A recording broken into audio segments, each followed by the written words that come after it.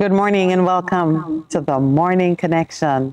We are here on Free Flowing Thursday at the Ligony Club. Good morning and welcome to the Morning Connection. We are here on Free Flowing. We welcome those who are joining us on air and online. We are always pleased to be here in the beautiful outdoors at the club. The Ligony Club is one of Jamaica's premier sporting facilities and certainly the largest in the English-speaking Caribbean, boasting 8 tennis courts, 6 squash courts, a large-size swimming pool, full-service gymnasium, and a beautiful outdoor dining restaurant where we are always accommodated by JD's Urban Pub. So good morning to those at the studio, those on air and online, and right here at our outdoor set. We welcome the producer and, of course, my co-host, Pastor Percival Palmer, looking very dapper this morning. Good morning to you, co-host. How are you? I'm very good. I'm very good. Looking very dapper. You know, when they dress up like pushback foot, there's some wedding or funeral. Things going down. Something is going down. And what is it this morning? Both? Wedding or funeral? A wedding today Yes. and a funeral tomorrow. Oh, okay. Okay. So, Yeah. The cycle of life. the cycle of life Indeed. where we are at. So we are grateful for another day, and the sun is up in all of its glory. And the feedback is that the exam started well. Yesterday. Yeah. I got a good oral. So I mean, it He doesn't spoke say to you that in, he normally. spoke to you in Spanish? Yesterday we're going down in we normally pray in the car. It says pray in Spanish. Pray in Spanish. And he must pray in In Espanol? Yeah. Ah. Okay, all right. All right.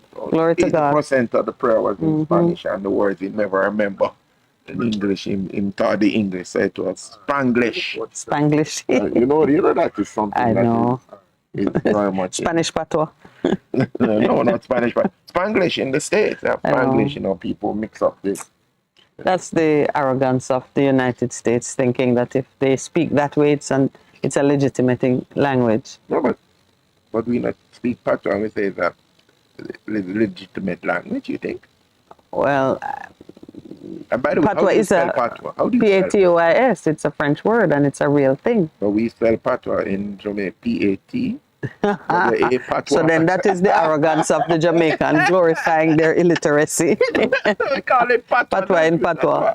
So we Yeah. speak P-A-T. Patois. Patois. Yeah, patois is an actual French word. and it describes a language that is a combination of different languages. So every language has a patois. There is a derivative of it which comes out of people just expressing themselves naturally and pronouncing it, words phonetically and spelling it as they see fit. And so a patois is a type, a genre. But that's what it is. Yeah. You have a patois in your term. So you have Jamaican patois because the informal language that comes from how Jamaicans speak would be called patois. And then you can have an American patois based on their English, which they probably are calling Spanglish, because the culture is so fused with other cultures. Their patois is a mix of many different things. But I just speak about that. When you go to Jamaica, you get Different parts of the country speak different ways, yeah. you come from. St. Elizabeth patois is different from Clarendon patois, is different from St. Hilda's patois. Oh my Lord. But St. Hilda's patois. Yeah, the St. Hilda's girls speak different. Oh, they speak perfect. That's our patois. Really, no, man. But why patois must be down? Why patois can't be Up. a posher sounding version of the language? Leave you at that. It's a derivative which comes from how people speak out of the native. Anyway, why did we start there? What's in a word? Plenty, apparently. Yes. I want to start by quoting the lawyer for Dominion. Dominion is that software equipment company that their equipment was behind the voting in the 2016 American elections.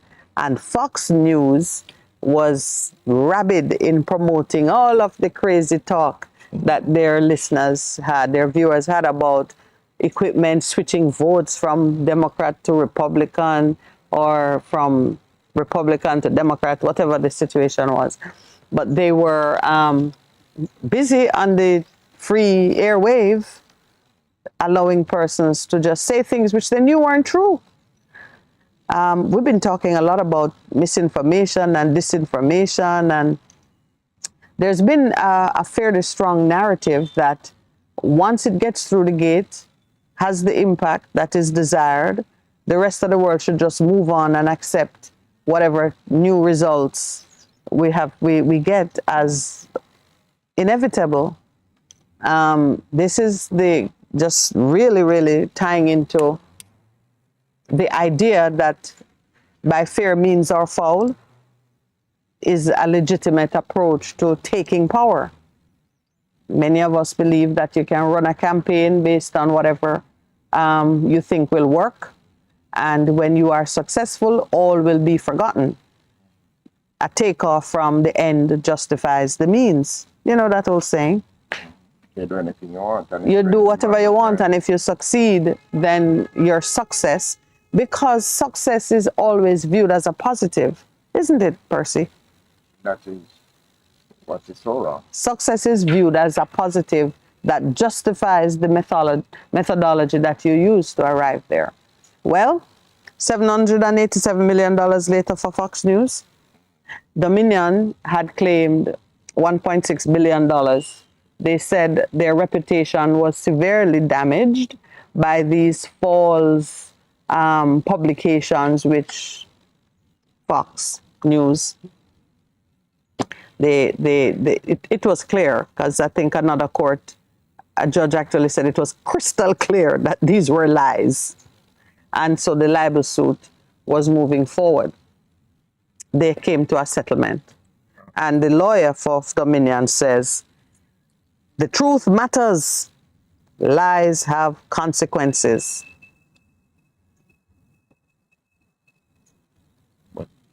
You think that it wasn't the 2016 election. I misspoke. It's the later election that Trump lost in 2020. So the thing is, I was gonna say, you think that they took it out of a playbook that we know about? Yeah, that's why I'm mentioning it this morning, because you know that I'm not one to spend too much time talking about what's happening elsewhere when we have lots of important things going on here. But when I reflected on it, I mean, it's been in the news a bit. When I reflected on it, I said, you know, it is a good lesson for those in Jamaica who believe that rabid public relation campaigns that seek to promote a false narrative, that if you confuse the people and you get them to go with you a distance based on just the PR of it, there comes a day when you have to give an account. And it is not true that success by any means is good success. It is not true that the end justifies the means. If you really peruse the Word of God and seek a higher understanding of things, you will learn that sometimes it's all about the process. Do you know that? It's all about the process. Everything is about, the journey is as important as the destination. I think, for me, the journey is the most important part of the journey. Of the process. The journey. The journey is the No. I know I'm saying that. No, I understand you well. That's why I said it, and even though I'm laughing, I understand what you're saying. You really are saying the most important thing about life is living. Mm-hmm. It's process. You know, some people say it's how you die or it's how you're born. No, it's living. Because normally some people repeat this comment at funerals. There are two things: you're born and you die. But what you do is that the dash. They said the dash. Yes. And it's a process of life. Of course. Impact, what legacy you have. I recall saying to you, people think it is the length of your life that is important. No, it's not. Because I am just remembering last week, back to back, Uh, Friday, we had the funeral for the 7-year-old who Yeah. died of cancer. Saturday, we had the funeral for the 21-year-old young man. And they lived full life. Absolutely. Their life, they made the most of every day. And people were standing up and saying, testifying you know how to this it. person Yes. impacted my life. Yeah. I found it amazing that as a 21-year-old, I didn't know him from a long time, for about 30, but he was able to hold on a full-time job and be a full-time student. 2 lives that man living in the one in the one And space. then other things in that he was host of a program on a radio station, some women's thing. So that's a third life as a broadcaster. Yeah, that's good. And then the other thing, that man outstripped me in 21 years. And he was representative for his hall. And was he also a father? no, He missed that. At least, see, there's one thing he didn't do. But the impact that, full life. Yeah, so full life. And so that is something that we have to sit down and consider. Purpose. Why am I here? What am I doing with it? Last night we were just commenting on it as a devotion as a family, the whole thing of purpose and fulfilling it and being accountable at the end of your life for what it is that you have done with your life. And so the whole thing of purpose, then giving account to the person who has established it. And some favorite scriptures that I have. One of them is Ephesians 2, verses 8 to 10. For by grace you are saved. Not of yourself is boast, but the one that gets me is Ephesians 2:10. For we are his workmanship, that God has set works that you must walk into purpose, because at the end he's gonna call it a book. Ephesians 2:10. So me not. So you have not misquoted it, but I want your comment. I'm waiting to draw you out on this statement by the lawyer. I know the many lawyers have made enough trouble, but this statement by the lawyer that truth matters. The truth matters. Lies have consequences.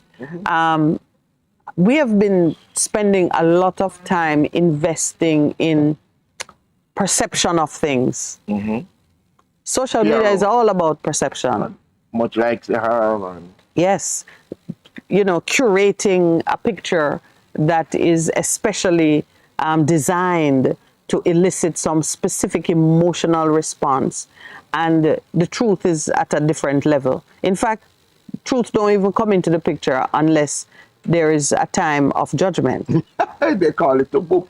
And that's so investigative journalism. I do that signal over there. Yes, for us to take a break. When we come back, we're happy to be with you this morning. So bear with us. We'll be back in a short while.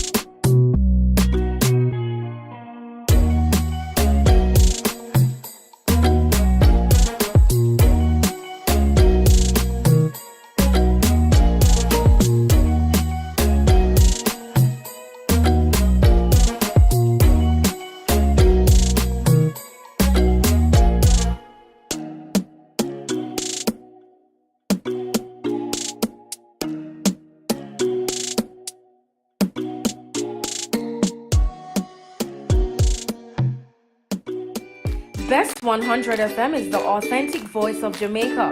promoting your prosperity with better vibes and better music. Let us promote your goods and services for you. Advertise with us. For more information, call our office at 876 276 8935. That's 276 8935. This is your beloved Pastor Percy from the Morning Connection. Support our commitment to Jamaica by joining us on Wednesday mornings at 7:30 when we pray for the nation. Show us you care. Advertise with us. For more information, call our offices at 876 276 8935.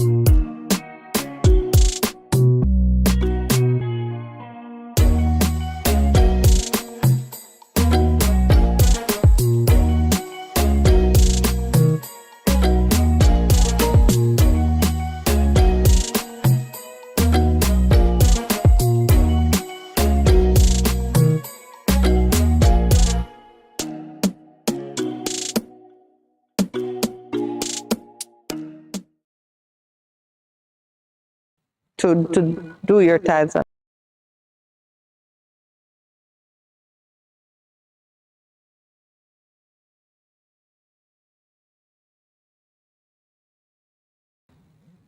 Honor.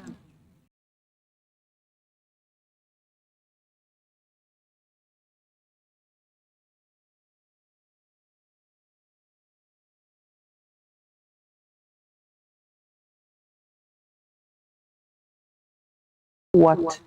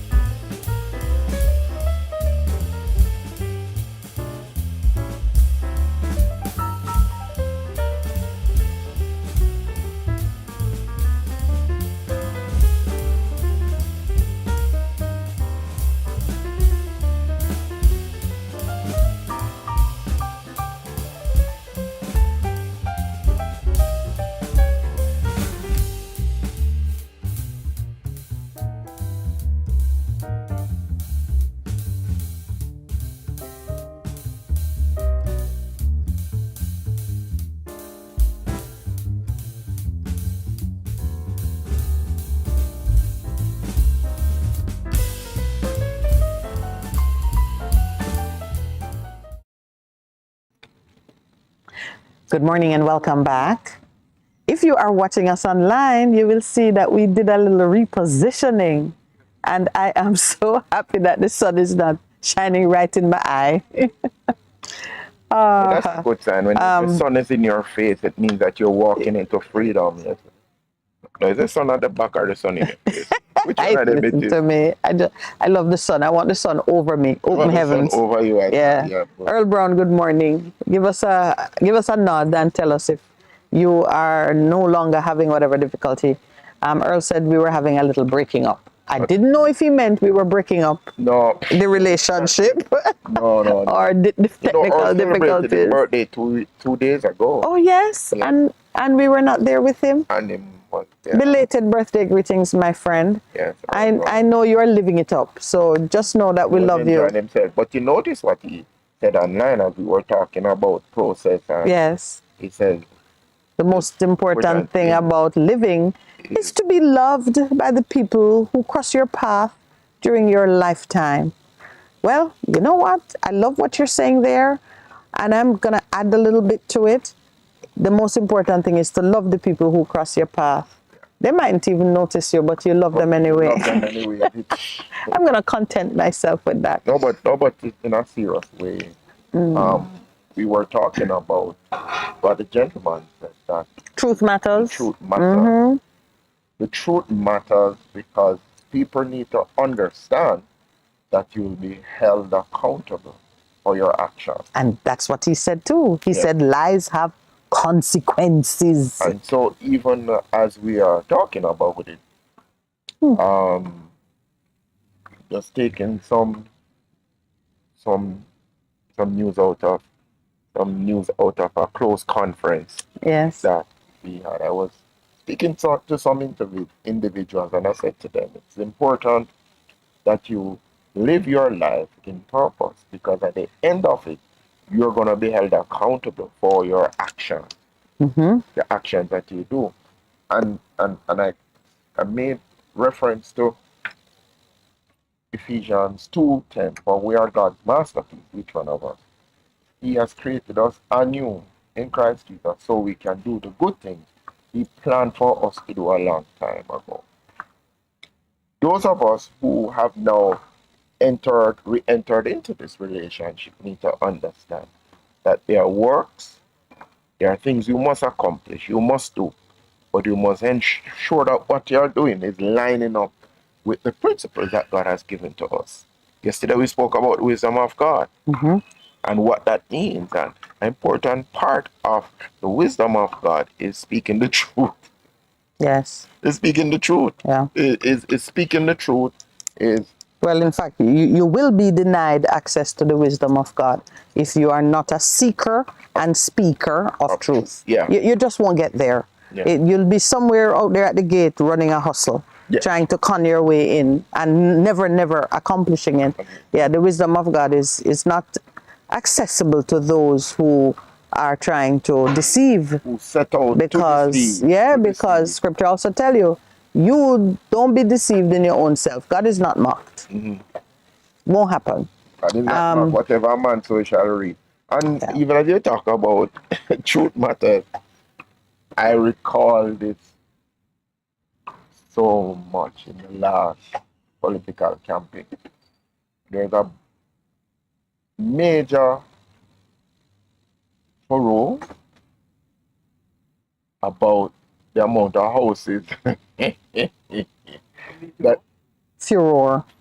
First part, the producer is fact checking us from the corner. Hey man. The uproar about. Yes, go with that one. Yes, about the houses that had been used, and somebody said, "Where you get that from?" I said it was aspirational, really. So that's not true. It's not true. That's aspirational. It's not true. It may be truly aspirational, but it never happens. It's not. Facts are facts. Yes. Facts are facts. Yeah. And we need to be doing that because the truth matters. Yesterday we were talking about tension simmering. Yes, and I asked you a question in the break, which I want to take on air. And there's a friend of mine who is great at building revenue models. Any idea you give him, he can reduce it to the bits and pieces required to make it a profitable exercise. If it can be. The truth is, everything can be. True? Of course. Right. It's all you do is make adjustments to the time, the level of input, the price. Oh, okay. All right. So that it can be profitable. So tell us about this friend. I want to meet this friend. But then I'll organize for you to meet this friend. I've long been exercising my mind on this issue. Is it that the economy of Jamaica is still built around a revenue model that depends on slave labor? Slave labor. Laborers, workers, employees, whatever you call them, the human capital that you input in your plan, you must keep it at the lowest possible point, as close to zero as possible. I just wonder, and the reason I keep going back to it is that a lot of how life flows is organic, meaning it's one layer giving birth to another layer. You will not find layer number 1 being succeeded by layer 10. No, It's iterative. You're going to have some kind of sequential flow, one leads necessarily to another. And I said we were built on slave labor. That was the economy. The input, you didn't pay workers. We came out of slave labor. I don't know how best to describe the intervening years, but if you recall, the narrative of our ancestors immediately after emancipation, they pulled away, went into freehold villages. They did not want to come back and do plantation type work. They sought to establish some kind of economy. There was a hot contest over that because there was a desire to bring them back into the plantation, because now you have sugar plantations and no workers. The attempt to bring in alternative source of labor through the Indians and those did not go well. So there is something about how we managed to move from freehold villagers to reluctant workers back in the system. And there must have been some intentional design behind making it a necessity for us to find work back in Egypt, in the place of abuse and oppression. There had to be some system that would draw us back. But at the same time, we want our freedom and independence and self-determination, but we're ill-equipped for it. We haven't had the education, we haven't had the experience in business. They want us to come back, but they don't want to pay fair value. They want to keep you as close to the zero you were getting as possible.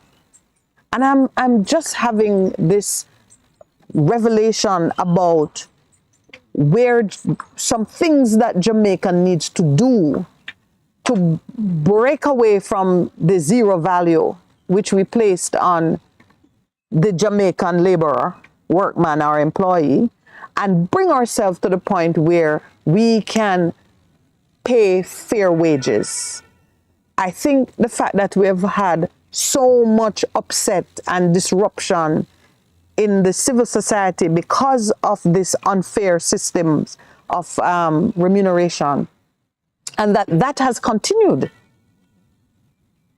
from, I mean, but it's true. All right, so here, let's explore this a little bit. So the plantation economy is an economy based on agricultural mass production, usually of a few commodity crops grown on large like you're reading. Yes, worked by laborers or slaves. So zero value and labor was free. So the properties were carried by plantation. Now, what are we switched to? Think about what is happening. Yeah, we still have very low value on labor. Right. I think we still... the economy has not really diversified. Because look at tourism. They're still, they're using seasonal labor. They keep them very low cost. Yeah. Let me tell you, I know I'm right, I'm only exposing it for conversation because I want my genius friend, and he knows himself and he listens to the program. I want him to enter into a discourse with me on what it would take to create a different revenue model where you are giving a fair valuation to the different components, and you can set your price, set your rate of return, your return on investment based on a fair valuation of all the components. But you see, moving from that economy Yes. to one that place your labor inputs are high cost, meaning not high cost, high value. Don't say high value per se, say fair value, because no, but fair, but it's low now, so that's why move it up to high. Which yeah, but that, remember, that Proverbs tell us that we're not. Oh, it's a no. We need to be just. all right, so just value then. Yeah, so we don't give the poor any favor because he's poor, and we don't give the rich any favor because he's rich. But fair value, it must attract a fair value. So what would be the thing that is transformative would be education. Well, let me say why. I'm gonna dispute that even before you're done. Say it. Go on, say it. Let's dispute what me I'm gonna say before me say it. I'm prophetic like that. No, I'm saying no, but say really, it. if you think about it, if you want to be transformative, and yes. research has been proven that the more educated is your population, yes. the prosperity in terms of the GDP goes up significantly per individual. But can I tell you, you know why I want to dispute it? Yes. It is a presumption that is based on a false assumption that there is no intrinsic worth to your experience and your capacity before you acquire a certain level of education. Case in point, the laborer whose only value to the plantation man is the strength of his back. Mm-hmm. Yet, and he placed that at, he gives him nothing for his labor. Mm-hmm. He feeds him, keep him in a hut and whatever, beat him to keep him compliant. That is the level of effort that goes into keeping labor happy. Mm-hmm. You don't want labor, no, not keeping labor happy, keeping labor available. You're only concerned with availability of labor. You're not now concerned about welfare and well-being. You just want it to be available and compliant. When you have that man rated at 0 in your books, mm-hmm. it means every value that he brings to the exercise comes to you as just profit. Profit for who? Him? The owner. Less what you pay to feed him and keep him compliant and available. But that's your profit. No, but hold on. I'm getting to intrinsic value. That's where I want it to That's where I'm going. Yes, that's where I'm going. Value. If you took him out of the equation, yes. Because to me, we need to get to a way of valuing things where we say, what would it cost us to replace this? Outside of a slave model, what would it cost me to replace this input in my process? I take out the slave. If I had to go and hire a man who would give me equal level of effort and I pay market rates for him, what would I pay to replace him? That's his value to you. Yeah, but what I'm saying, at replacement cost, like how they do it in insurance. Yeah, but the value. So there's a value on him in his uneducated, whatever condition you find him, he has a value. He doesn't have to be educated in order to come and do the work that he was doing for you. What you call education? The education which you referred to as being transformative. Education is transformative of the individual. Right. But it doesn't make the individual more useful for any whatever task the capitalist, the employer is looking for. Really? Just work with me, because we're talking about the slave, the laborer now. We're not talking about a teacher who needs to go and teach, because they didn't want us to go and teach. We're looking at the revenue model for the agricultural based plantation economy. Yeah, but I understand that. But the point that I'm still making to you is, if you consider countries that have moved. They have made major investment in education. Yes, but when you do that, you're adding diversity to your economy. If you are a agricultural plantation based economy, you want strong laborers who will show up when you want them to and accept little or nothing. You don't want an educated population. That's why we have an issue in Jamaica, because the education that was curated was to drive us back into the plantation. Agreement. And so that. And that was not our choice or our decision. Now that we have had a chance to make different choices, we never did. We are not absolutely. We never did. Yeah. But. And that for me is the missing link. We never looked at our economy to say, all right, sugar is out, men cutting things and wielding a tool is out. We want a more diverse economy where we have this, that, and the other. And these are the revenue streams that we're looking for. And it's going to cost us this to train the population to get there. And we want this part over here that is not, this is the part of innovation, where persons are developed to think freely and widely and openly, and these are to be entrepreneurial. But so we have different owners of capital entering the marketplace. We're just kind of getting there a bit with Jamaica, where the entrepreneurial landscape is looking different from the color of the plantation economy. Well, we just got the time signal, but I still want us. We got the time signal? Yes. Let's reject it. All right, we'll take our break, and then Percy and I will dive a little deeper into it and come back to you with, I really want us to exercise our minds on this question, because we're going to have to rebuild. It's not just the Constitution, you know. We have to rebuild the revenue model for our economy. In the thinking.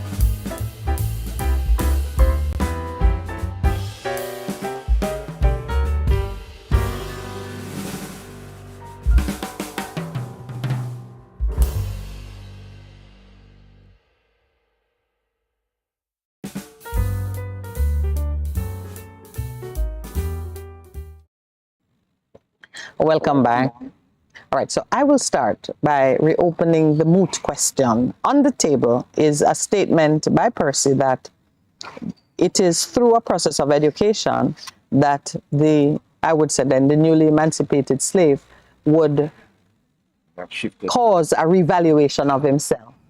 Because as a slave, uneducated, common laborer, the slave owner gave him zero for his efforts. Or $1. Or give him $5. Or if he could give him 5, he gave him 1, or he only gave him food, or he had to go and just forage for food on the land that he occupied. Whatever the situation might be, we know that slavery is not a place where labor was being compensated at all. That is the nature of it. But I'm saying to Percy that even at that time, the slave had a value which could be ascribed to him based on how important he was in the process that generated wealth. So he had a value. And at the very least, we could do like the insurance companies and say, what is his replacement cost? That is the value that you would ascribe to him. And somehow in it, how much you paid to buy him and the cost to transport him becomes a part of the value that you would ascribe to him. So when we step off the plantation, it is a fallacy that until we are educated, we have no value. That's what I was challenging. I believe that we do have value before we are educated. Education is the process by which we now transform ourselves to give us the independence to attain marketability and a greater value. But we start off having value, a value which was denied. My question and what I want Jamaicans to consider, listeners to consider, are we still organized under an economic structure where the slave labor revenue model is an important part of prosperity, of profit? And it's because when I look at what's happening with the security guards, borrowing from the Gleaner editorial yesterday, because I have not seen any of these new contracts that are being floated. One was based on the guards working twice as long for the same pay. So a 60-hour work week would apply to them at the same weekly wage that is set. Apparently that has not gained traction.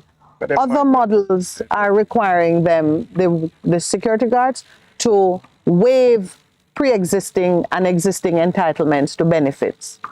So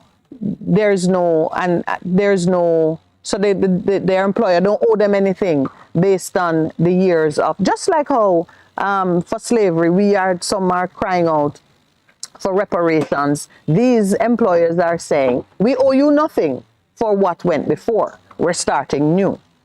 But what has really horrified me is the statement by the companies that they cannot charge more. In any economic discussion, when the inputs go up, the price go up. Right. So if you have to pay your workers more, the consumer on the other end pays more. So why for security guards, for a service that is so important in crime-riddled Jamaica, the employers don't say, well, labor has gone up by 50%. I am marking up my service by 45%. I'll eat 5% of the cost then. But I'm going to mark it up. When you tear it apart, you see, the government of Jamaica, taxpayers, we are responsible for consuming 60% of the services from these security companies.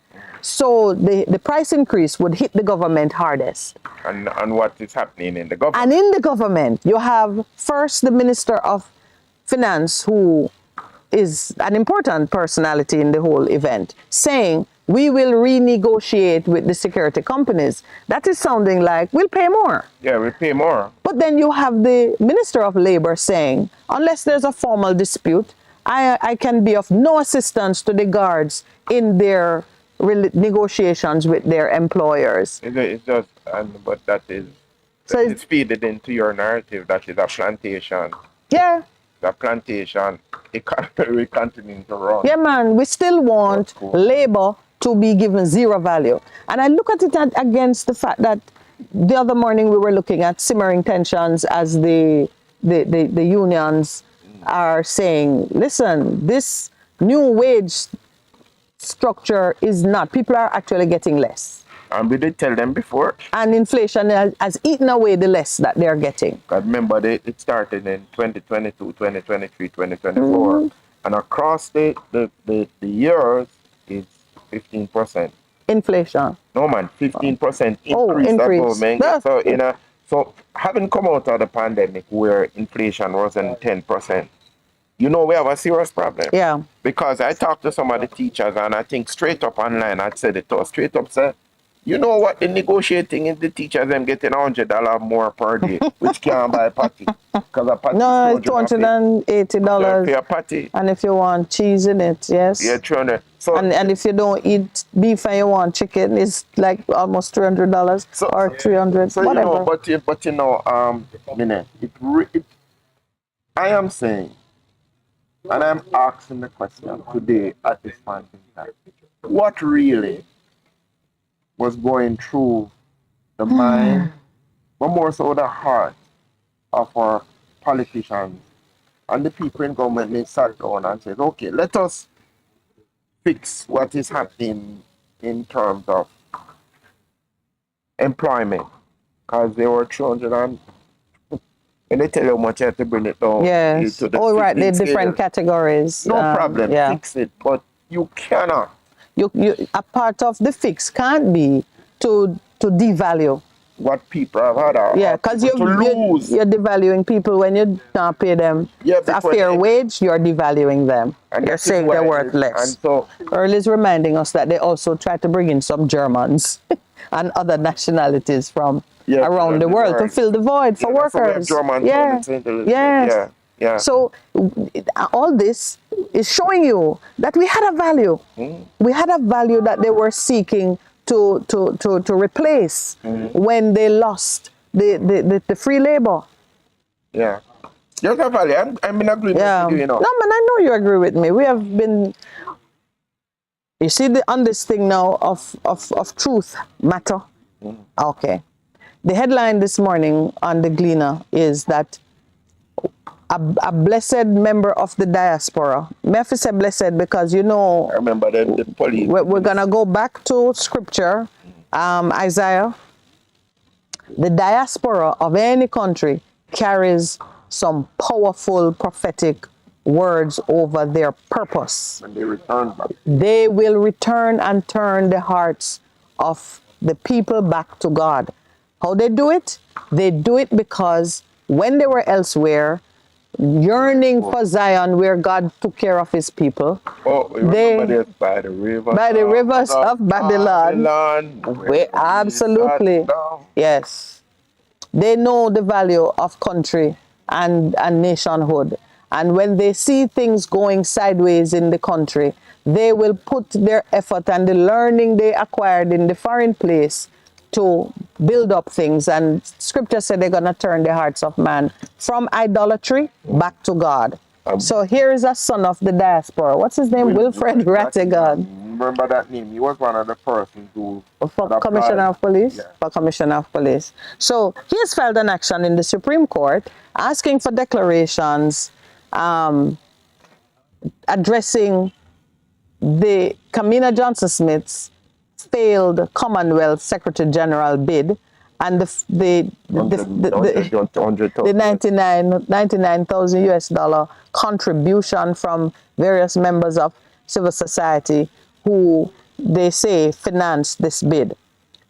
The application to the court is asking for declarations that the finance ministry failed to take appropriate action to compel Johnson and her ministry to comply with applicable statutory and administrative regulations. And it says that Johnson herself failed to disclose, in accordance with procurement regulations, the source of funding of this gift and so on and so forth. These applications, and there was the other one that was asking for the Commissioner of Police. Again, by diaspora. Again, by a son of the diaspora. Why am I mentioning it? They may seem like far-fetched claims to some people, but it is not even the chance of success for these claims. It is that they exist. the important thing about them is that there are persons connected to Jamaica who are so concerned that they're prepared to hire a lawyer, put money down, even if it's only the $5,000 to stamp the claim form. But they are prepared and to call for these issues to be a matter of judicial ruminations. Borrow that word from Mr. Brian yesterday, who said that the ruminations of the Auditor General are not binding on him. He don't really care what. But I remember that, somebody online and says that in the same way that the Auditor General is asking the question, yes, his boss, I said, none of your business, which is what in effect he was saying. When you said that the musings, the random thoughts of the Auditor General have no bearing on you, you're really saying it's none of our business. You say you're over there thinking this and thinking that. I'm over here doing my important work. Leave me alone. That's Dunstan Bryan, who is going to have some, you're going to see him in the headlines again. You don't have to be a prophet just to know that. When a man speaks like that, he's just inviting trouble. It's coming from another ministry, though. Oh, is it education? No. It was coming from Ministry of Labor. Labor? Oh. We got ended up, I think. Yeah, so that truth matters, you will see. Where this claim by Mr. Rattigan is concerned, you're going to see whether the judges are going to just throw it out, because I'm waiting to hear what has transpired with the one concerning the Commissioner of Police. There were some statements elsewhere that, it's going to apply to dismiss that. And we already know that our Attorney General or Justice Ministry, they don't allow, if you can strike it out on a technical, they don't want any discussion that questions or challenges the exercise of executive power. None whatsoever. As soon as you file something, their first line of attack is to challenge it for jurisdiction or for... We don't have people in Ministry of Justice who are curious about whether this or that is true, right, fair, just. No. Their first line of attack is shut it down, silence the citizen, muzzle the protest. And then if they don't succeed with that, they then move to some various other technical points. But we are, as a government, Ministry of Justice, when you look at how they respond to cases filed by citizens for various things, they're not interested they're not interested in truth.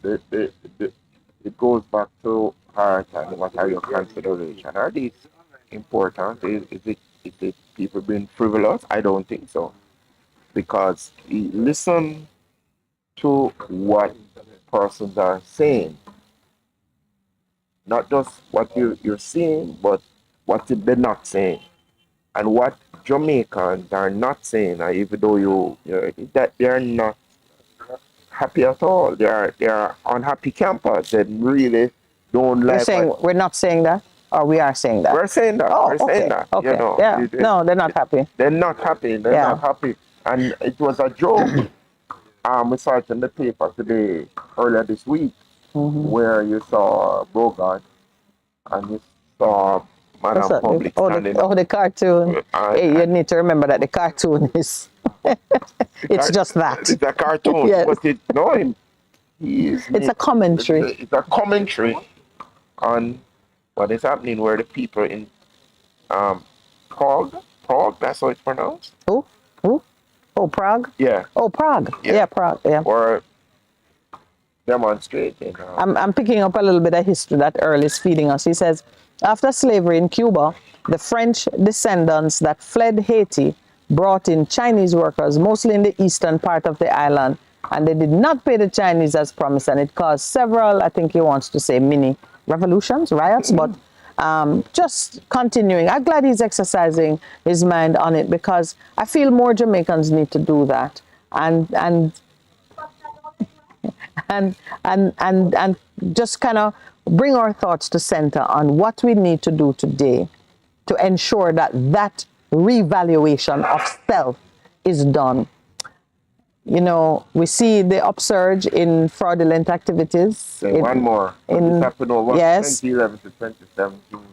Wow. When the minutes started saying, oh. So we need to describe it, you know, because you start. Another headline: 3 persons charged and alleged $200 million in sports racket. And that investigation was going on for years. It says a years-long fraud investigation by Mocha into a suspected $200 million fraud scheme at InSports culminated on Wednesday with several other people, with 3 being charged and several other people being pursued. I was referring to the upsurge in blue collar, white collar, whatever crime you want to call it, but not the dirty collar. This is not the zero rated. No, the zero rated laborer. Oh. The zero rated laborer don't get access to have these kind of offenses brought against them. The zero rated color man, what is his color? Yes, he doesn't get a color. Blue collar crime is the managers and those higher up. The higher up you go, the cleaner the color. The paler the color. The color, yes, the paler the color of your shirt. Would be like the middle managers. right, yeah. And the white color is the top man. The executives who are close to God. Those ones. I'm looking at it though, Percy, in the context of what we're saying here, that when you place such a low value on your people, but you are leaving them in your pantry. They take out the things in the pantry. If they don't eat their fill, they fill their pockets. Oh, but some filling up will go on. Because you don't have him, you don't rate him, and you show him you don't rate him. Yep. And if he has the smarts and the intention, he will do something that is dishonorable. Well, remember, I shared with you my experience. When you were a blue collar? I was white collar. And the blue collars tried to... Blue collars were doing it for years. Just that this white collar saying, oh, something wrong right here. So, and then it not adding up. They're not adding up, and when they change the system and people figure they could, which is what I think happened with separate and the fire. We changed the system. And disabled the system. Yes. So they created a new system that institutionalized their fraud. Yeah, you're going Whoa. They could have never picked it up and you see it at the end of the month. Yeah, but you don't know where the leak is occurring. And then you look at it and, and then God intervenes and things like that, you know, and then shame. Because that's what it came to. Because how that came to pour, there's no way. Because I was battling, and then one day, my wife said, you see this fasting and prayer thing, it's important. You know? We talk about it. Spiritual people do spiritual things. That's how the receipt came. And I said, oh, thank you. But what another thing is, when there is a thing in the culture that says it can be corrupt. Yeah. And it, as somebody said last week, top to bottom, we have a serious problem. But you see now, Percy, let's go back to truth matters. Here, the fraud which they have uncovered and are dealing with now at InSports occurred over a long period of time. From as far back as 2011, it says, Auditor General Pamela Monroe Ellis reported a litany of red flags at the government agency, including the fact that InSport had not prepared annual reports since its inception in 1978, which is a requirement under the Public Bodies Management and Accountability Act. So let's look at the red flags. Did not provide or prepare reports. Let's look at the Integrity Commission and those members of government whose declarations cannot be reported on because so to the public, you know, they have not provided any reports because until it's published and we see it, it don't exist to all intents and purposes. And then this is when we talk about the small infractions being the harbinger or the forerunner of major things. A company that had not ever prepared annual reports Now we're looking at $200 million fraud occurring over a period of time. And understand, that this is just a part of it. Sometimes out of efficiency and sometimes, efficiency and just wanting to be cost effective, I can throw the book at Percy for what I catch now. I know that John, Mary, and Jane are into the same thing. But my expectation is when they see how I deal with Percy, they'll shut it down and behave themselves. It's called the chilling effect. Which is when what happened. Yeah. When in my instance, when they saw the new system going. Not only new system, and then people going, oh, this man not here anymore. And say, oh, all right. They shape up. And shape. It is. So there, a lot of that will happen. In these times, you're going to see more of it because God knows there are so many shocks that the system can take. Oh, gee. So there is a need. Major shock. Yeah. Well, the other day we had the foreshock. One day. No. You have the foreshock, then you have the earthquake, and you can have aftershock. No. So we've had the foreshock for the earthquake. I mean, which was the foreshock? SSL? Well, SSL is an earthquake. But the things beginning to say that somebody who does the center cannot hold. The center cannot hold. Yes. Yeah. Things fall apart. Chinua Achebe. Things fall apart is the book. And part of the saying is the center cannot hold. Yeah. So we're getting there. When you have that kind of dislocation occurring at such a massive level, things will fall apart.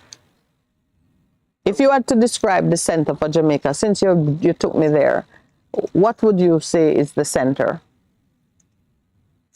I think the government is the center. Of course. The coalescing force. Mm-hmm. Has to be. The nucleus of who we are. It has to be. It can't be where it is going to go. It's interesting. I'm thinking about it because if the center cannot hold, things will fall apart. And then it has to come together around a new nucleus. Yeah, right. But for too long, we have allowed for things just to go on. So the system go. And the center, for a very long time, has promoted that in terms of some of the things that they have done to the people of this country. Do you know Andrew Wright? Heard about him. So Andrew Wright was among 3 people arrested and charged on Wednesday. The events occurred between 2011 and 2017. Wright is a promoter of popular parties, Chugit, French Connection, and then Rudolph Barnes and O'Neill Hope are alleged to have been part of a team. So those are the persons, and I'm pretty sure that these persons had kind of continued with their life feeling like we got away with it. If it is true, what has been alleged is true. And so I'm ending on the note that truth really matters. We take our break? All right. When we are joining us at 8:30, thereabouts. All right, we're going to shift gear, Percy.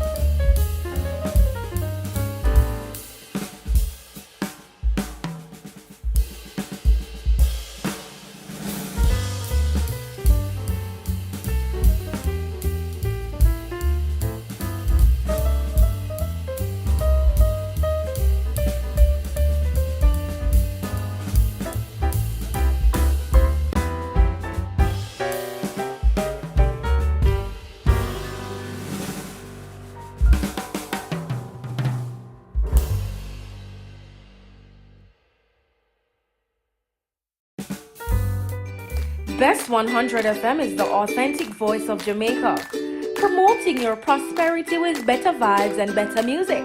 Let us promote your goods and services for you. Advertise with us.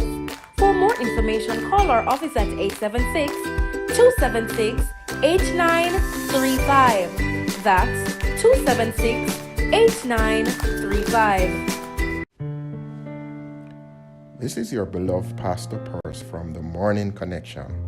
Support our commitment to Jamaica by joining us on Wednesday mornings at 7:30 when we pray for the nation. Show us you care. Advertise with us. For more information, call our offices at 876-276-8935. Best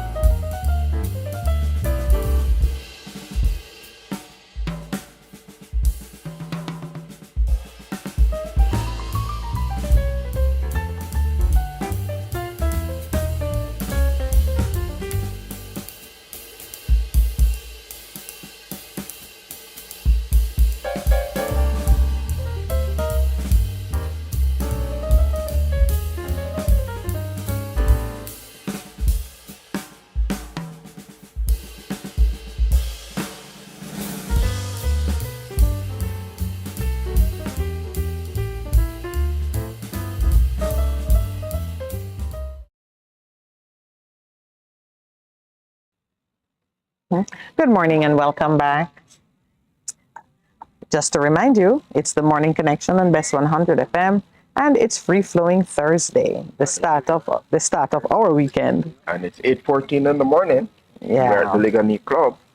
Looking forward to a wonderful day and a wonderful breakfast. Ah, yes. Are you staying for breakfast, Percy? No, remember I told you I know, but when out you, some people today, but as you releasing mentioned, them into marital bliss. but isn't that best done on a full stomach?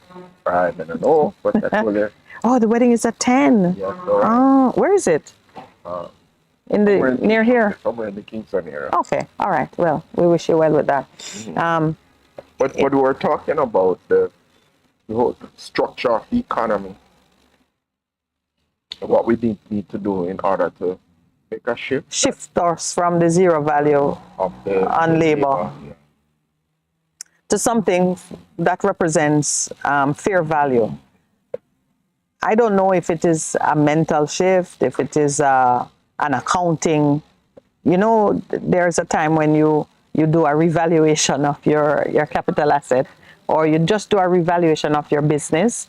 For whatever reason, you're moved into that mode. I think it is time that Jamaica really consciously says, you know what, our people are worth more. We're going to put a higher value of them on our books. And we are going to make a commitment to do everything to honor that. The value. Absolutely, yes. Yeah, because you're right that education will increase the value.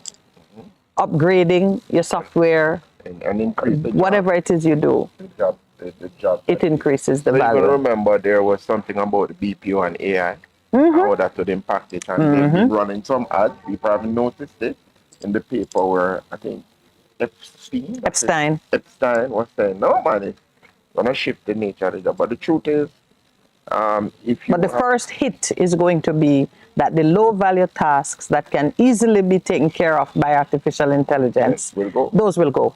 And if you're one of those whose your only job is to say, and what year did you purchase that product? But some of the times I really don't think, maybe because the AI is very logical, and we are not logical beings in terms of the queries we have. So you go through and after that time become frustrated. The AI will retrain us. It will retrain us. You know, some people can almost recite what it is that, you know. I was trying to call my phone service provider, and I wanted to speak to a person because, fun fact, if you use the bill payment option on your bank account to pay your phone bill, it takes 3 to 5 days to clear. It's a direct, you look and you see the money come out of your bank account. Same day, same time, by the time you come out. And I called the phone company because I didn't get a text message acknowledging that the payment had been made. And I was waiting, and I didn't see anything. And I said, what happened? You know, you get paranoid with all the fraud. I think that somebody I said, Lord and God with me $7,000. Anyway, no, I wasn't really thinking fraud, but I'm accustomed to seeing a text message indicating, one, that the money has left, and two, that the service provider. That one come quick within seconds. But I didn't even see that one. Are you serious? No, what I saw was the money deducted from the balance on the account. Okay. I saw that, so I know something had been done. But I now started to fret that I'd put the wrong number, or I began to just recheck everything, and so I was concerned. Called the phone company. Every option given on their interactive voice program excluded speaking to a person. It took me right up to exit, and I had to exit. I'm like, what option do I need to choose in order to speak to someone? 0. So no, when I tried 0, because it didn't give 0. So when I tried 0 was not. It said that is not an option. Okay. But I said, no, man, I trust my Jamaicans, you know. Somebody who had more time than me work out which selection will get you talk to somebody.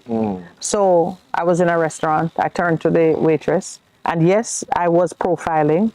I turned to the waitress. I said, I'm trying to get this company. Which of the selection can get you to a live person?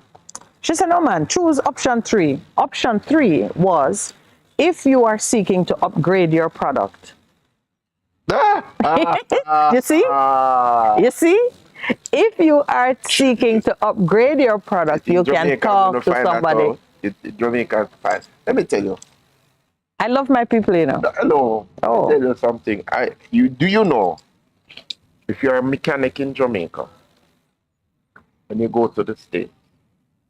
You're a high class engineer. No, put it proper. Put it better. If you are a semi-literate mechanic with experience from Jamaica and you go, you're an engineer. What do you mean? No, man. You're an engineer. Nobody. And the experience but that Percy, my friend tells me, I go and in 3 months and months, when you coming back? I'm not coming back. Say, no, man, you can't come. You must come back. You must come back. And then to make sure that this guy come back, him send him friend come from the States to come. Boss, yeah, to come back because of the value that he adds to the gentleman's operation. He can basically do anything. So your point is very true. You just brought me back. Thank you. Is so true. Thank you. Thank you. Your Thank point you. Is, no, man. I'm taking the kudos. No, man. I'm taking the kudos. Your point is a very important one because we know whether we like it or not. And we're going to be talking to the JPS Co. Hello, Noel. This morning in regards to in regards to the Lion Man symposium that they had on thing. We are up at the line in terms of the intersection of the brawn and the brain. Yes, I love how you put that. To maneuver through the different things and get it done. I love how you put that. That intersection of brawn and brains. Yes. Yeah. Yep. That we crowd up that space. Hello. we fill up that space. We don't leave no room. Yeah. We're physically fit. We look good. We can run like lightning. And we're smart. And we are able to figure things out. Yes. So that is why Jamaicans can go to Canada. They want us like cook food up there in terms of the driving, the mechanics, anything you do, the plumbing, we find a way. Yeah. If it don't work, textbook, we're going to find a way of causing it to work. Well, I was the beneficiary of that the other day because sure enough, when you pick that one, and a part of it, is human psychology. The company wants to sell more products. Right. And they're not relying on AI. They're not relying on artificial intelligence to sell their products. Yeah. They still want the human interaction. So they made available customer service reps to speak to those who want to upgrade their services. And bingo. That's how I discovered that when I make a payment through the bill payment option on the bank account, 3 to 5 days is what it takes. Yeah, even though it come out of your account same time. After, because somebody said to me, and I guess it comes out of, somebody said to me, hey daddy, you better pay directly from your bank account versus using the app, because I'm always upgrading the app. I said, but we don't understand what is happening with this and with one of the phone companies. I said, no man, pay it straight and if you hit your account. Because I used to pay it and every time the app is upgrading and something gets lost in transmission, I said, okay. And my wife is adamant, so she's going to go back to her prepaid instead of that.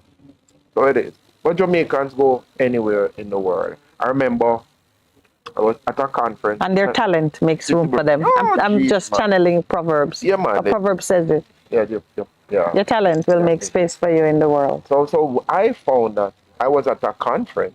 Hey, I tell you. So there was us as third world in this first world country in the US. And when we went to the conference, somebody said, you want to go to this conference? It's a thing? Yeah, man. I'll pay for you. Don't worry about it. So we are at the conference and we go to a sub-conference where the person pays. and you go and represent, and says we have been registered, duly registered. They look at her. She went into her TV. No, you're not registered. We don't see there. And she gone to check all of these people. So my friend from India said, those people. I said, but see, we name there, the people there. Here to me now, these stupid Americans. They said, no, they said, no. They said the thing is right in front of them, and because it didn't follow the procedure that it should have, they were lost. Yeah. And they said, but see the information there. As well, in Patois, we see the information right there in front of her. And he says, my dear, it's your name there. Oh, right in front of her, and she never picked it up. Yeah. Because there's 1, 2, 3, 4, 5, 6, 7, 8. And if you miss step 3 and go to 5, 7, they're lost. Because everything is documented. Right, and if you're out of sync, it becomes a problem. So we have to applaud our Jamaican people go overseas, and even as we look to JPS go there, it's linemen. It's linemen. No, it's more than the linemen. So there are two things that our friends from JPS are gonna speak with us on, and for the first time we have not one, two men. Two men, Ricardo Case, Director of Engineering Services, and Mr. Granville Gale. Ricardo Case is from JPS proper, and Mr. Granville Gale is the CEO of National Safety Limited. We know them, we see their sign all the time. They are coming fresh out of their inaugural National Utility Pole Line Safety Conference. And the theme of the conference was climbing towards collaboration and safety. This was taking place. Yes, I love the pun on the word climbing. And quite fittingly, on Tuesday, they were celebrating International Lineman Day. Now, it's a lineman, but I saw them praising a line woman. Oh, you saw them praising a line woman? Yes, there was something in the papers about a woman who is a lineman. Just like how you had men who are midwives. Okay. You have men who are midwives? Oh, yes. I've never seen that before.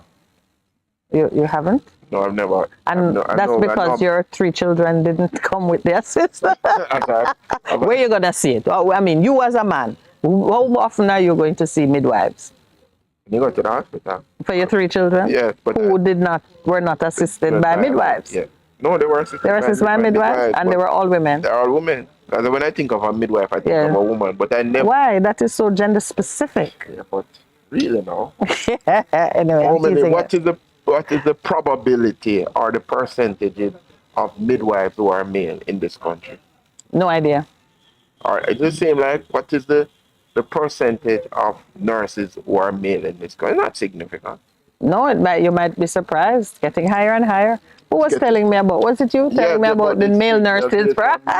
You of all, you at least know 2 more than I do. 2 more, yeah, but I was saying, but normally you think of a nurse, you think of a. And we're shifting all of that. Yeah, it's shifting. It needs to shift. As they talk about that, I remember going to one of the schools, the nursing schools, and I'm seeing, how you feel? Going, oh, it's a wonderful experience. Of course, I heard it's a wonderful experience. Oh, they take very good care of. Yes, man. I heard Lowell saying how once the men get into a company of women, they don't want to leave. You gave away a secret? Because Percy immediately looked like, why did you tell them that? That's our secret. No, because we have some groups which are like groups of women who take care of certain things. And the occasional man infiltrate the group. Can't get them out. You can't get them out that group. Can't get them out at all. Anyway, so we have these gentlemen coming to us, and they are going to be speaking on the importance and developments in this area of the business. We know that Jamaica is in the hurricane-prone belt. In fact, that's who we are. The hurricane season is our longest season. Yeah. From June to November, the end of November. That's a long time. That is a long time. So everything else is in between between the season and either end of the season, and we have a lot of subterranean utility infrastructure. For cable, for telecommunications, for electricity is perhaps the deadliest of them all. because a live wire swinging through the streets is no fun. And the skills required to safeguard that part of the infrastructure is critical and important. They are going to be sharing with us what transpired in the conference. And on all these occasions, when we have an opportunity to speak to partners like JPS, it's a good time for you to consider new career directions that you can take.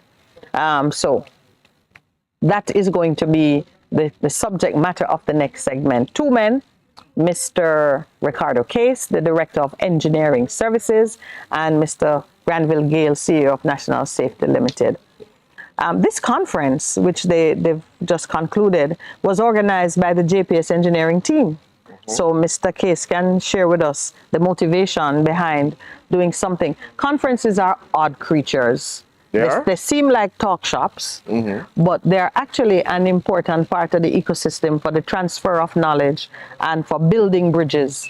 So I'm always curious about, why a conference, how you set it up, how do you measure its effectiveness, what's the takeaway, and if this was, I think, their inaugural conference. Did I read that word somewhere? It is.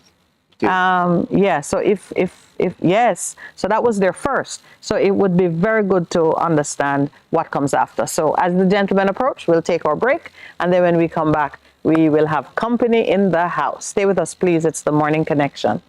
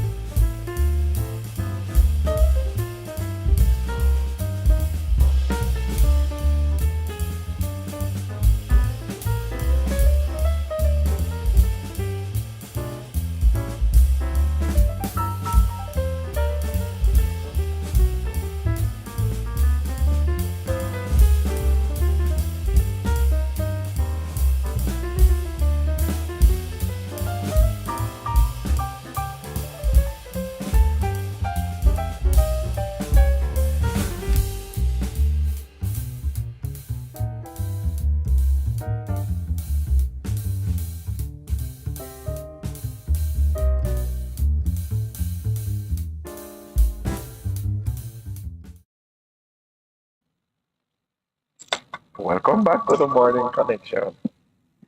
We have two Lebanon gentlemen here with us this morning. Mr. Case from JPS, is the Director of Engineering, and Mr. Gale from National Safety Company. That's the man with the money. So I don't know about that. So, all right now. Now I have to defend Mr. Case because are you excluding Mr. Case from being moneyed? Are you saying? Well, you see, it's different. We were talking about it this morning in terms of Value. people. Yes. Welcome, gentlemen. Welcome to the program, and thank you for joining us. Normally, at this point in time, we host JPS Score, and we heard that you had a very groundbreaking conference that happened recently. So, tell us about that conference, Richard, because I think it was JPS Score in collaboration with National Safety Company. Yes. Was that alignment conference? Huh? Yes. Yeah, man. So it was, as you said, it was a groundbreaking conference. It was the first of its kind here in Jamaica. Basically, what we wanted to do was to kind of shine the spotlight on the utility pole and the economy of the utility pole itself. Right? I love that. If you want to look on the utility pole as an ecosystem, it has a Very whole much lot of so. things that supports it.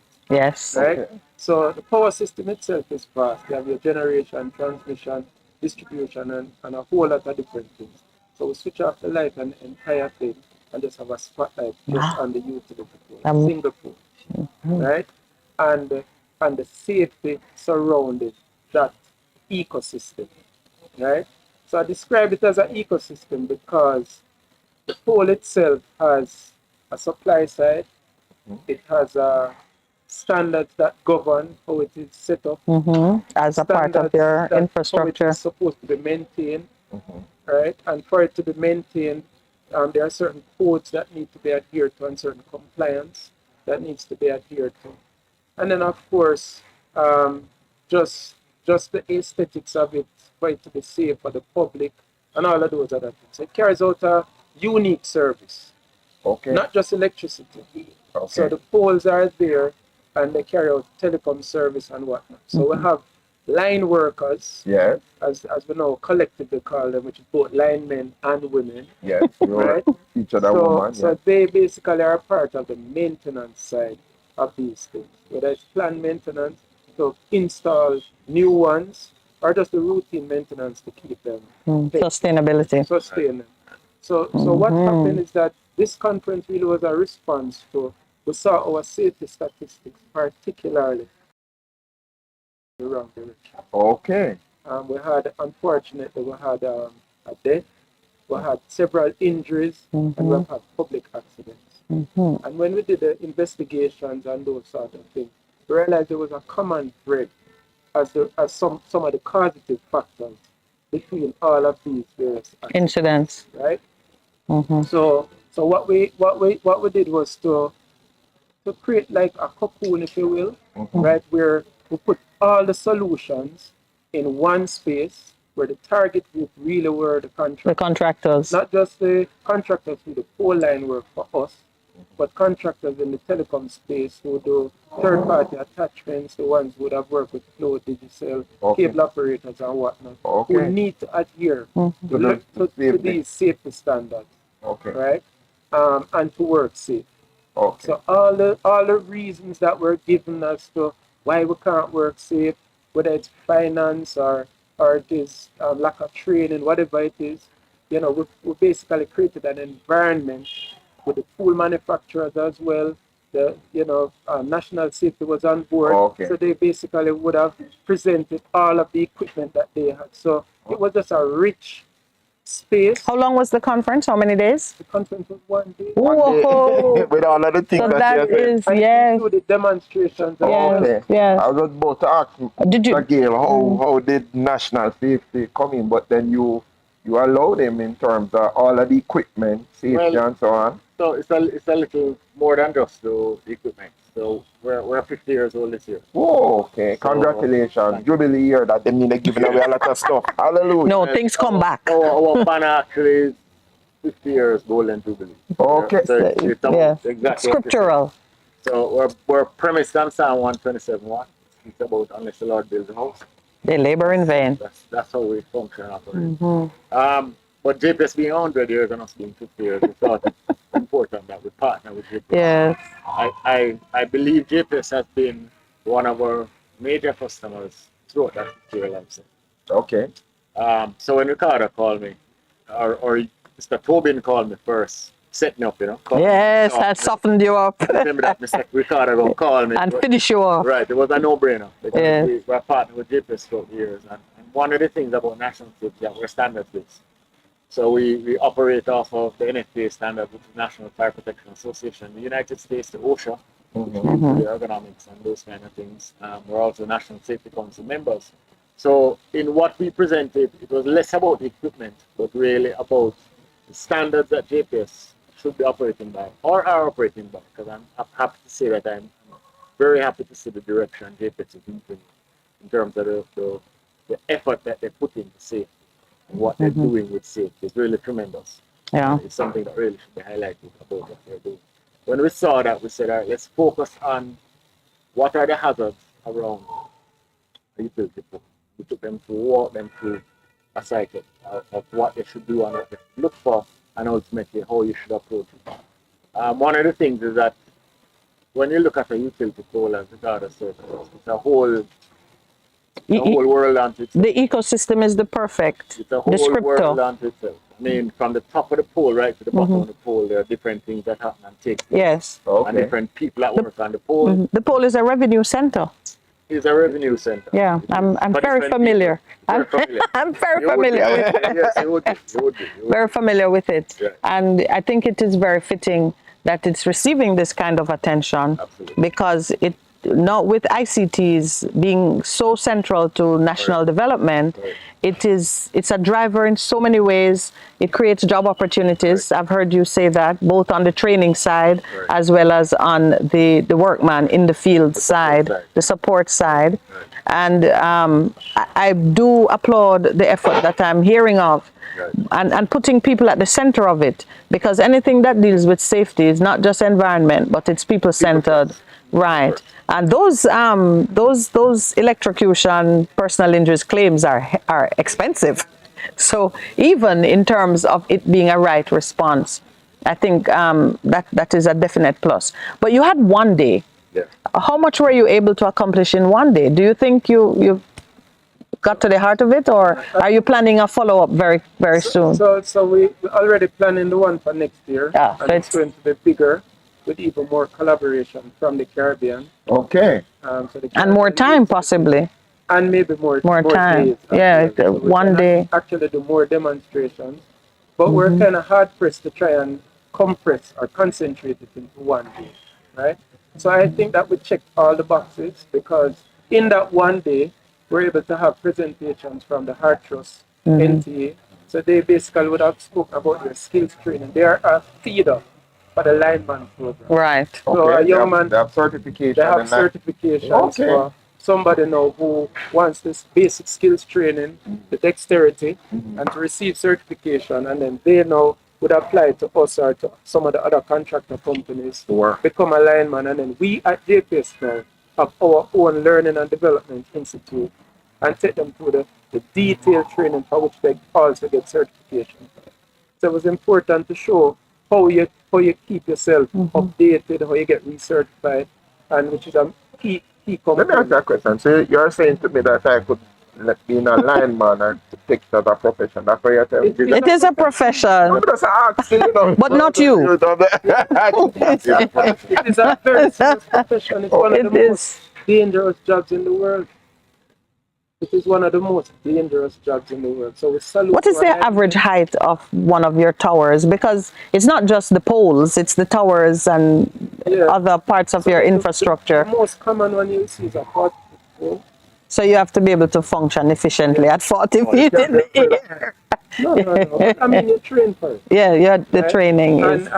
And part of what our program is that we have routine training, and then we use the right equipment to make the work easier. Okay. So I want to ask national safety now.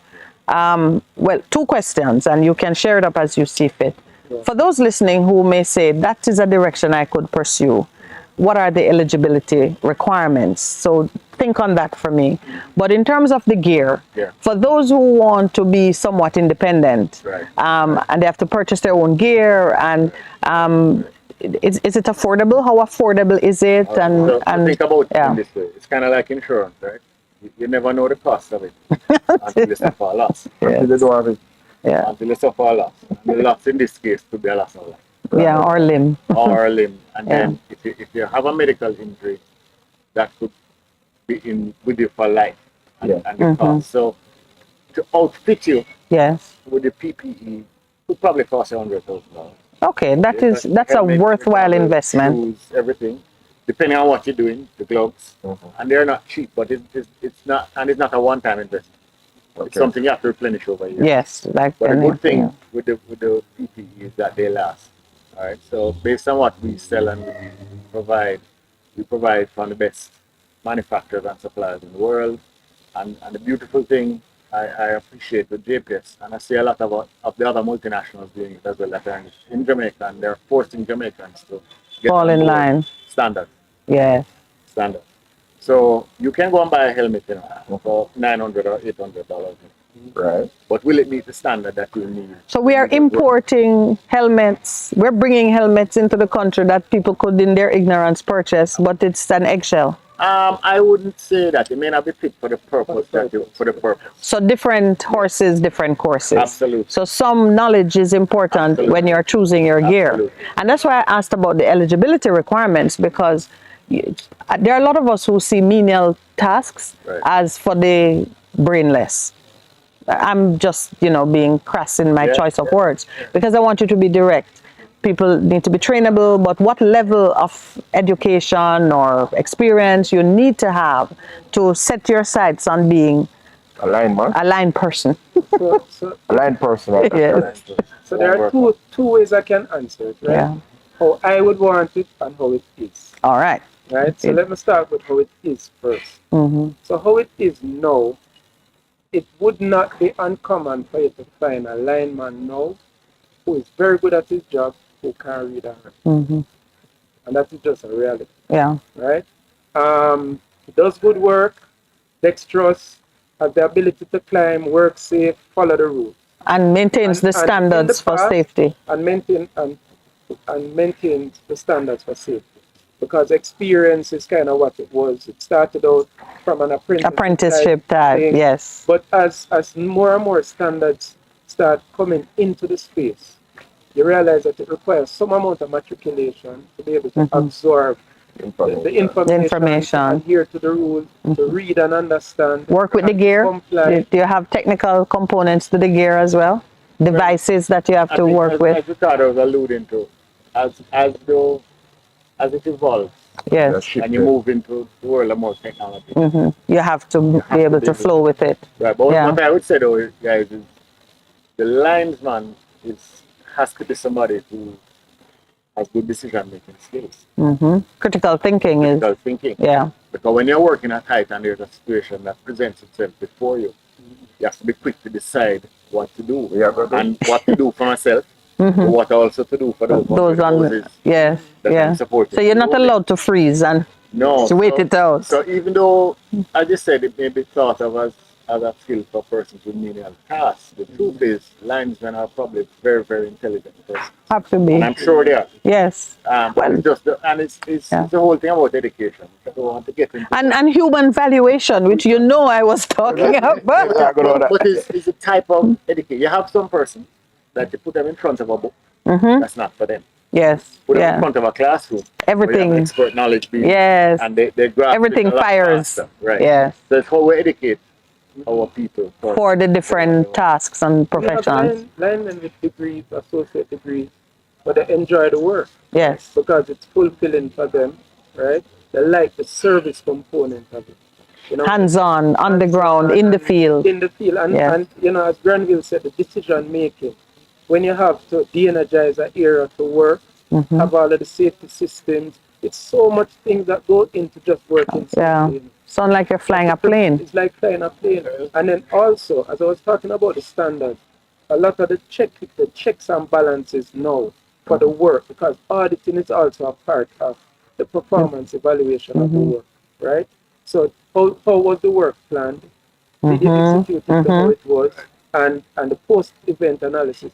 And that goes into your performance. So there is some record keeping that is a part of it. Very So, important. so you must be literate. With safety, one of the critical things with safety is the Record keeping. Yes.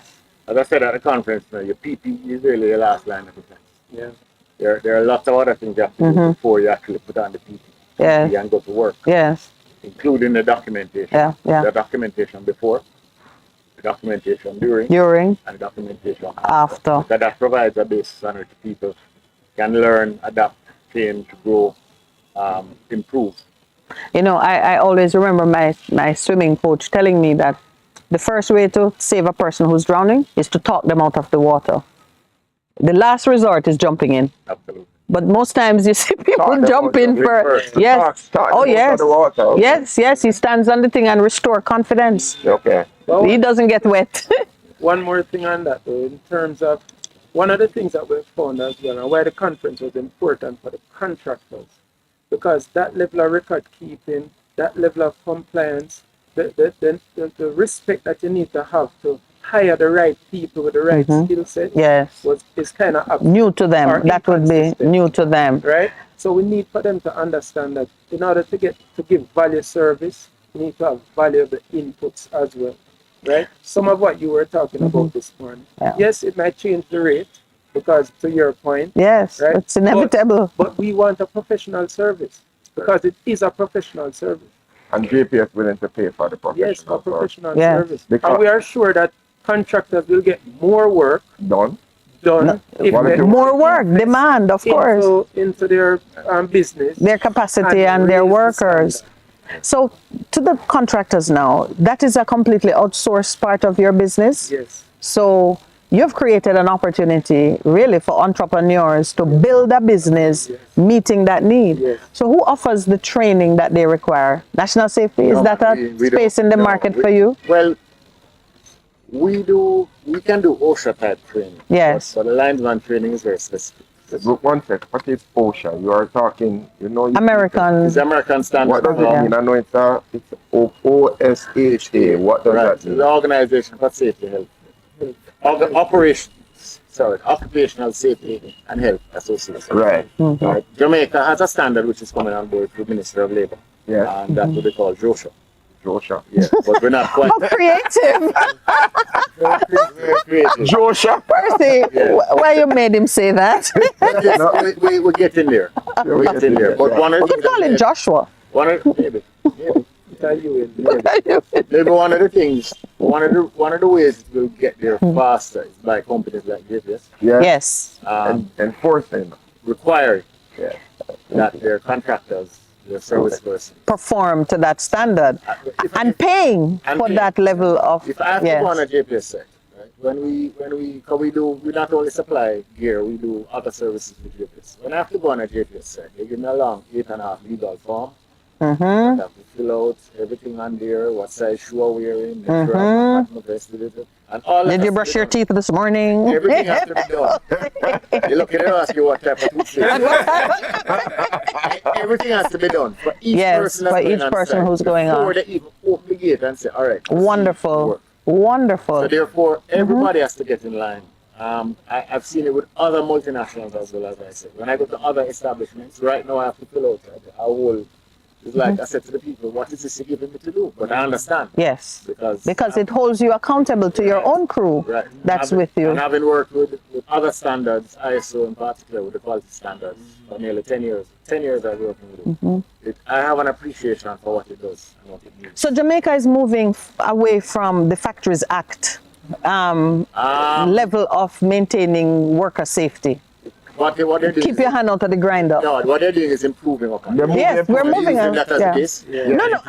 No, I'm saying it with great approval and delight because the standards were so low, I think. Right. You know, we were at that same place where Plantation. there's the plantation. Don't get your hand chewed up in the grinder. Not because you need the arm, but because we don't need blood in the sugar.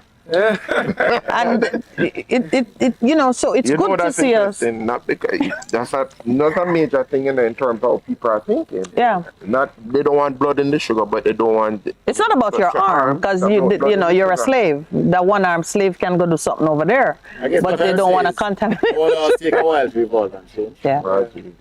But please remember that it's. But please remember that it is people Absolutely. who make the difference. The change of the law can be 100 years later. If the people are doing the right thing, a law is not required. I'm going to go scriptural on you. The law is for the criminal, for lawbreakers. The man who's doing right don't need a law. So you're doing something right, and we applaud it.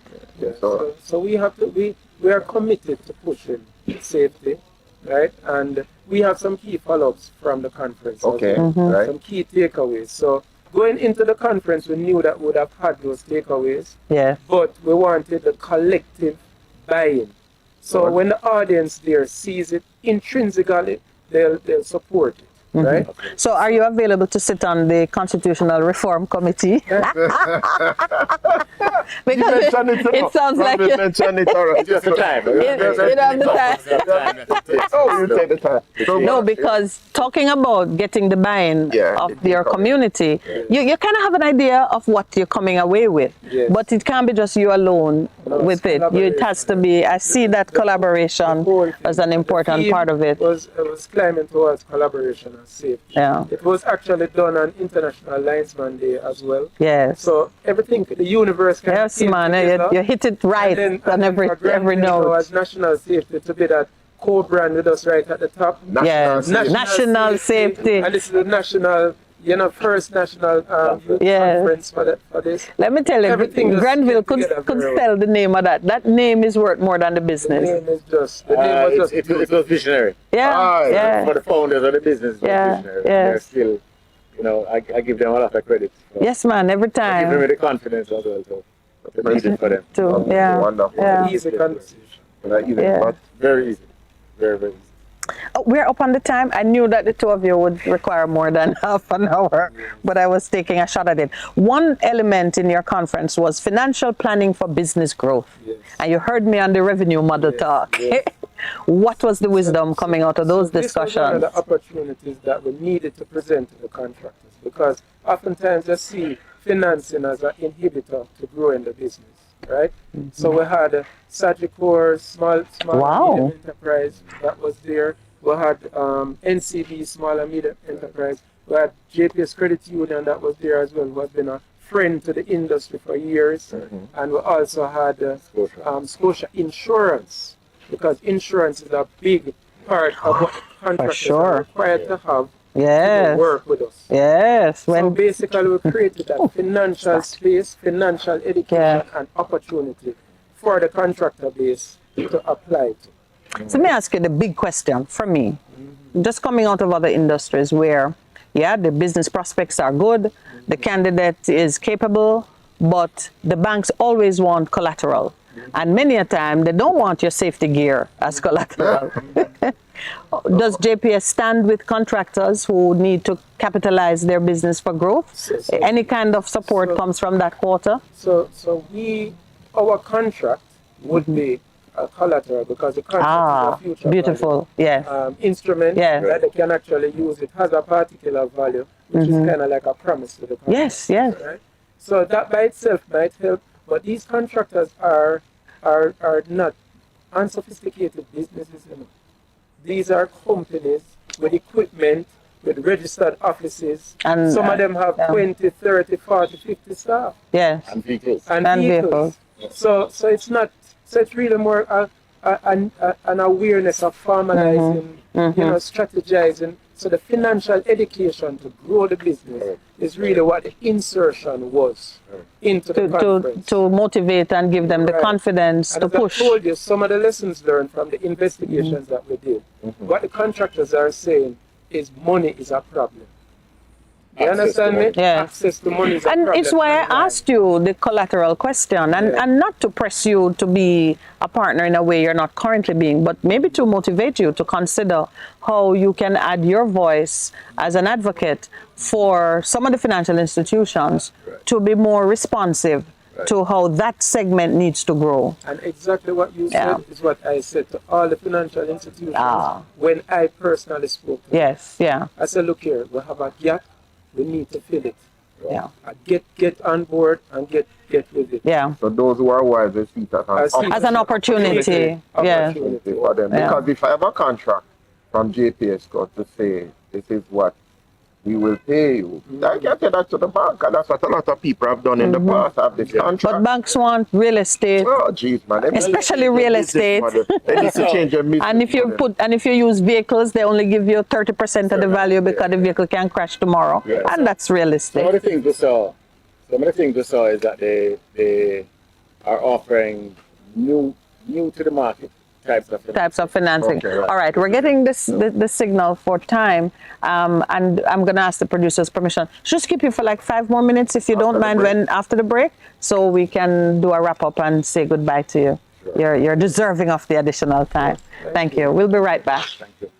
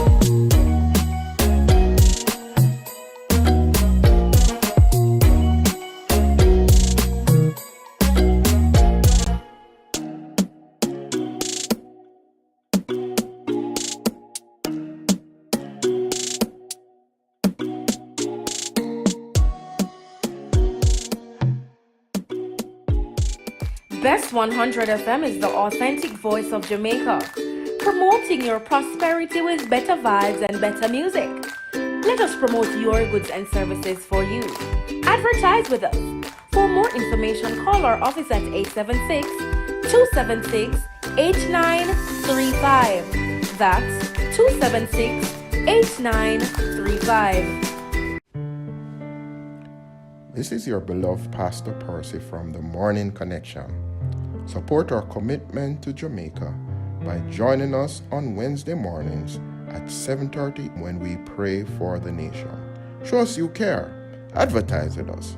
For more information, call our offices at 876-276-8935.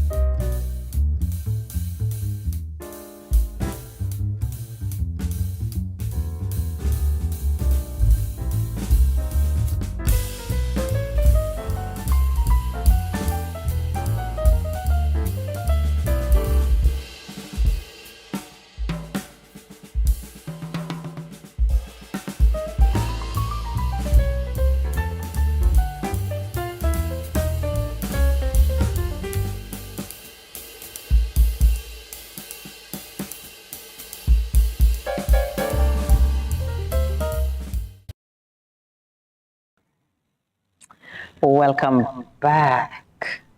We're in the final stretch of the interview. And it's hard for me to let the men go. Usually we get women, and Percy is all over. No, JPS has taken me up because I called one of their men a unicorn. So yeah, he was a rarity. And I get two, and they come in person because oh yes, but he was the unicorn. He was the first unicorn. And I only spoke to him on the phone, but you have come in person, so you are an even more unique unicorn. The name of the conference, I'm just going to remind you the name of the conference. You'll know why. The National Utility Pole Line Safety Conference was inaugurated under the theme, Climbing Towards Collaboration and Safety. And they were honored to be in partnership with another impressive Jamaican company, represented this morning by Mr. Granville Gale. And how old is National Safety Limited? We're celebrating 50 years this year. And you know what their theme is? What's their theme again, Mr. Your safety is our concern. Your safety is our concern. And their 50th. All right, so why did I make such a big announcement of those two things? There are giveaways. I'm always happy to announce giveaways. We have 2 energy vouchers, courtesy of the energy people, JPS. $5,000 each. So in the course of the next, I would say up to Tuesday, we're going to give them Monday and Tuesday to answer 2 questions. I announced it. Should I announce the questions now? No, I'm not. On Monday, the questions. So just listen in. There are 2 vouchers for the listener who can text me or call me with the answer to 2 questions, which we're going to pose on Monday, so you can participate in the giveaways from JPS. I think it's lovely. The ladies didn't bring any giveaways. They were beautiful and talented and very competent at their job and delighted Percival no end. They did not bring giveaways. Kudos to my men. They brought gifts. All right, so to wrap up, your next conference, what do you think will be the theme? Because it seemed like you have it already structured in your mind. Yes.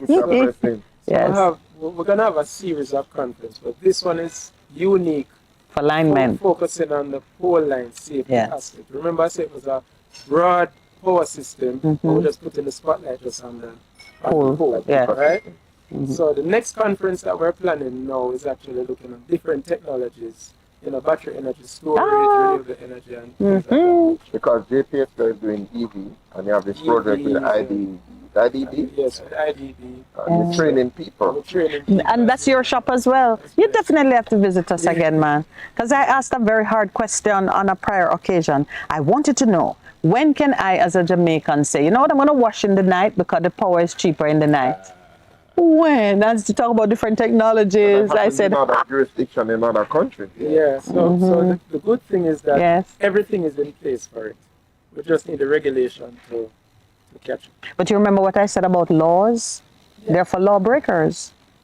A good citizen and a good does what is right from the get-go. So I'm just giving you encouragement that all the push pieces are in place. The smart meter is yes, there, that's true. Absolutely. Everything is in place. The customer is ready. The system that does the economic dispatch is there, so we're ready to go once. And then you just come after this lockdown. So you know what the man is telling me? I must go forth and become the Minister of Energy.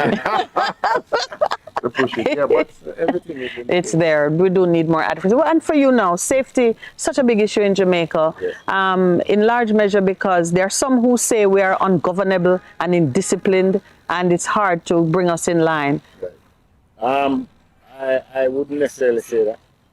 Thank you. What I found is that in some sectors, for sure. Yeah. But that could be a function of because of how the sector operates. But what I found on the safety side is that once you educate the persons, we're trainable. They adapt. And then many times the persons actually cause the companies to make the change. Because they demand certain things when they go to work. And therefore the companies now have to adapt to what is being demanded and what is being required. So it pushes from both sides. Your customers internally, who are your staff, pushing to you. Your customers externally saying to you, this is what you need. And pulling from you. The balance comes in and it makes it it that much easier, I said. So you're saying that education is a major component. Absolutely. Awareness. It's the first component. Yeah, got to be aware. Because It's the first remember, component. Pat Green said that too, in Yeah. terms of the education. Yeah, environmental issues. If there's nothing else that JPS has not achieved out of this conference, I think it's the education that they have provided to all. Just building awareness with the stakeholders. All those who attend. Yeah. Was All right. it mandatory for your we- contractors and landmen to come? Did you make it mandatory? First of all, let us congratulate the men on their great achievement and wish them well with the next conference. You have a wedding to go to. I wish you well with that too. But thank you. No, I'm conducting. I'm a pastor. So Yes. Yes. Thank you very much. It's been a great pleasure. Yes, please give my regards. Oh, yeah, you better say that because they have lots more work to do with you. And he was a gold sponsor anyway. So. Yes. But they have been our good clients over the years. Hey, I'm learning that JPS actually cares. They do. That's the program they do with us. And they care JPS for the cares. And they care. for the So staff. that's wonderful. Say hello to the lady of the house. I will. So, Thank you. Mr. Case, Thank you very much. All right. We're breaking from that energy-filled session. Safety is always a big issue. When you value people, you care about their safety. That is definitely our view here. And we've been talking this morning about the low valuation that we appear to put on our people. I have to modify it now that we see how much JPS treasure their people and the desire for their safety. I'm being a little more careful in how we word it. It's changing. What a beautiful thing to have heard. Goodbye, Mr. Case. I love it how he described the pole. He just put a spotlight on the pole, so dramatic. And the pole as the center of an ecosystem. We're going to shift gears now because we have a shooter in the house. A shooter in the house? Yes. When Nicola was here last time, she sat in as a teacher, as a friend, and as somebody walking past who overheard the broadcast. This morning we're welcoming Nicola Guy, teacher extraordinaire, but even bigger than that, Mark's woman. Oh yes. Why are you looking so shocked? Did you bring your weapon with you? No. Yeah. I can have my float for that. Oh, it's only to be on the range? Yes. So who carries it to the range? Well, the It stays there? No. Oh, okay. We're jumping in head first. Good morning, Nicola. Wonderful to have you here, and you're in your gear, so you got to explain. Gilbert. Yes, I love the look. I love the look. I love the look. You see how I'm cute today? You're very cute today. That's how you must mesmerize them as you're firing off your weapon. It's a part of the plan, to get them distracted. Yeah. And shoot, Yes, so when you... Their game will be off. So I get a little inch, Yes, she's using everything that nature gave her. All right, welcome to Nicola Guy. The last time Nicola was on with us, we were talking about the plight of teachers. And on that occasion, I think you learned that she works as a coach, part of the physical education team at a local school. This morning, it's not about the school or the coaching. It's about another skill that she has. So how did you become a gun woman? Tell us. I just can't get over how shocked he is. We have female shooters. No, I know, man. I've seen them. No, man. And they do very well. I'm just... And shooting is many disciplines. We have pistol and archery. My sport, we have archery. My sport, which is full bore. But I just want to... A lot of people are not familiar with full bore. I just want to kind of give an idea of what full bore is and what we're about, how long we've been around. For the layman, full bore would be like sniper shooting. You watch the shooter? Yeah. Yes. So it's shooting at distance, but we don't shoot people though. We shoot paper. But at that distance, who knows? Yeah. We know. So full bore has been around for over 150 years. It's a Commonwealth game. It was mainly, sport. It was mainly for military people at first, because of the type of caliber, the weapon. The weapon, that you use, yes. Right. So Bisley in England is what we call the mecca of full bore shooting, right? And I read somewhere that the first female in the Caribbean that participated in that sport from the Caribbean Yes. was on the Jamaica team. Oh, I really want to meaning, check that. so I read no. it somewhere, I just can't remember And where. this was like maybe This what, Ro- this 100 years was- ago or? It was 1937. Okay. Oh. Yeah, the first female that represented the region at Beasley was a Jamaican. Was a Jamaican, And which that's would have been a significant. Jamaican white woman. Yes. Yes, When you yeah. hear Mrs. Ross, you know, it sounds very. Yes. Right. Not that it mattered. Yeah, because I know Mrs. Ross was an Indian. Okay. Just saying.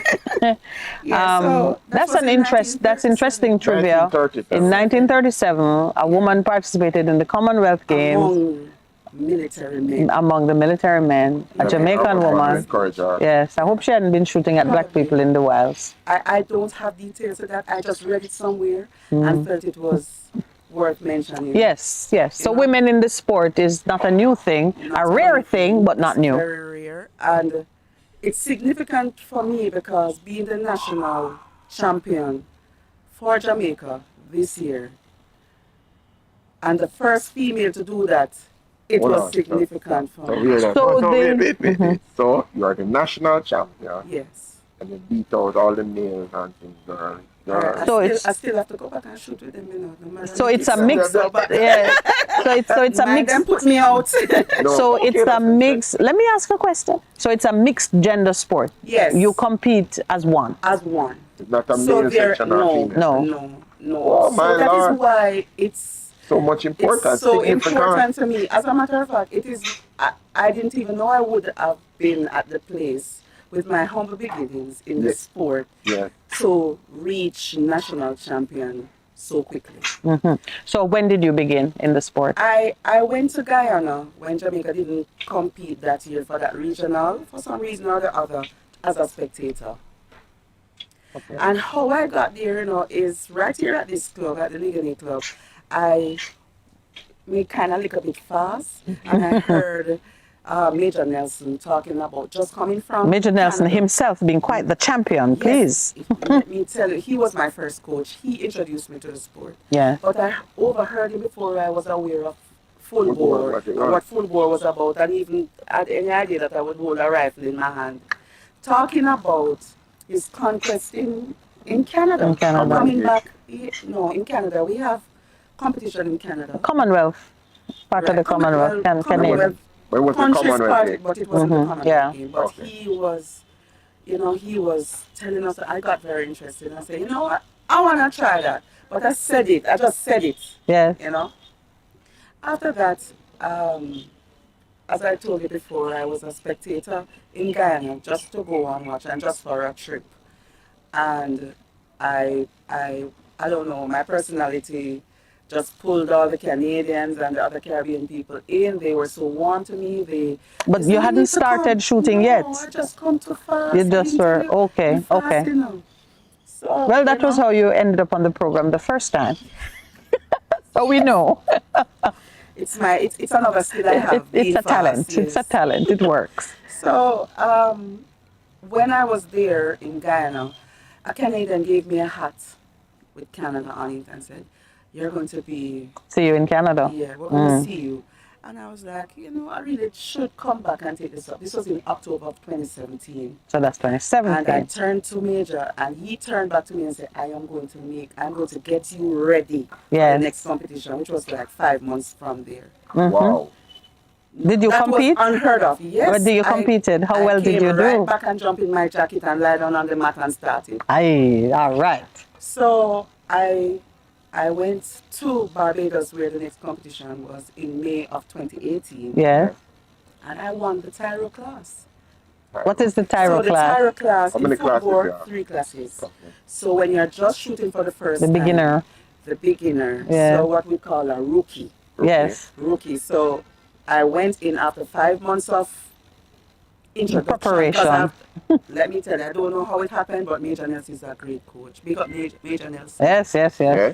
And I won the And you Tyro won. class in Mhm. 2018. And you were hooked. Beat how many people shooting for 10 years. So 8 why are years. people in the beginners class for 10 years? No, you can Beginner only skill shoot the tarot class once. Oh, okay. But Once then you have entered full bore and you shoot, you're a tyro. Once you've shot tyro, you can never be another tyro. Okay. So it's rookie. But it's persons who had been shooting for longer than you. Yeah, but probably Never like, competed. Yeah, never competed, Yeah. and probably in like small bore and Different. other stuff like Okay. that, right? Yes. Or locally, but not regionally. Yes. And I won the tarot class in 2018, and then I was shooting, training, and so on. Went to Canada and I won a Queen's Cross. Yes. For getting my first possible, and a possible is getting full score. Okay. So we hit in the bullseye for Girl, 10 shots. Okay. So I figured I was a natural, stuck with it. Yeah, with support from, my teammates. That's not unreasonable. And the medals felt good and the trophies. So, I got excited and I'm still here. Yes. And I competed last year and won the national. So how many candidates or competitors would you go up against when you in Barbados? at any time on that? Yes. Well, it varies where you're shooting. Yeah. So it depends on who registers. 10 persons, more than 10, Yeah. a full field. Okay. For in Barbados, in the tarot class alone, it was 3 from Jamaica because we were 1, 2, 3. Yes. Yes. First, second, third. 1, 2, 3. Philip, who is now our captain, and how many persons on the team? 3. On the team now, we have about 16 people overall. 16. Some are active, some not so active. Right, and they're shooting in different categories or the classes. Right. Yes. So, for Barbados shoot though, Jamaica was 1, 2, 3, and there were about 6 Bajan tyros, and other countries had tyros. So it was quite a few a tyros, full, right. plus the O class, which is the next level, and the X class. So it's Tyro O X. And X. Yes. Okay. I am now X class.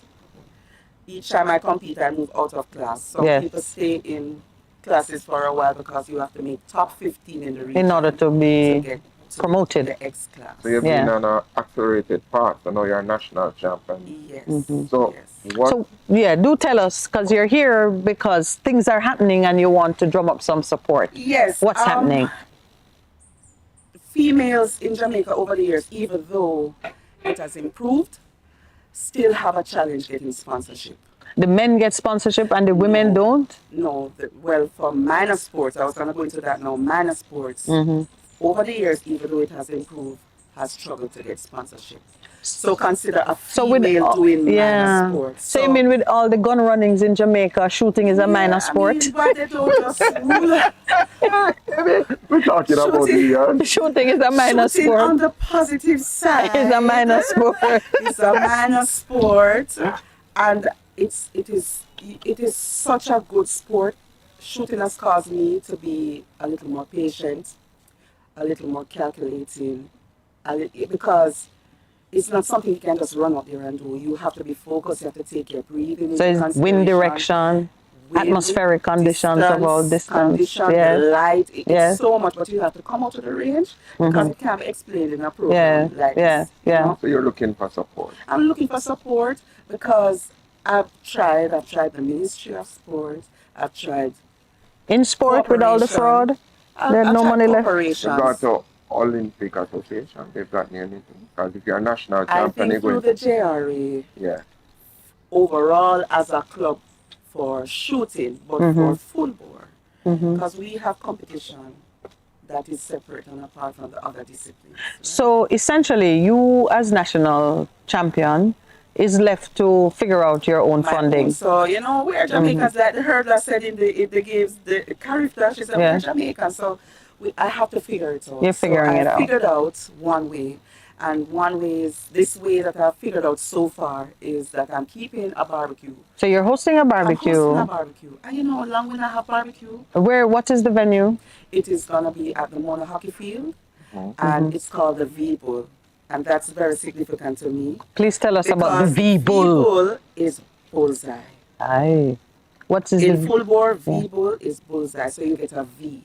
Even though the score is 5, yes, you get a V. So my party, my barbecue and party is called the V-Bull, and I'm calling all people who support Jamaicans achieving. I don't want to stop. I would like to continue on this path, and so far it has been successful. So, you know. What's the price of the ticket? Well, for pre-sold it would be $5,000, but at the gate you pay $6,000 for regular and $10,000 for the VIP. VIP. Yes, I know VIP is a little more posh than the regular. Yes. What date?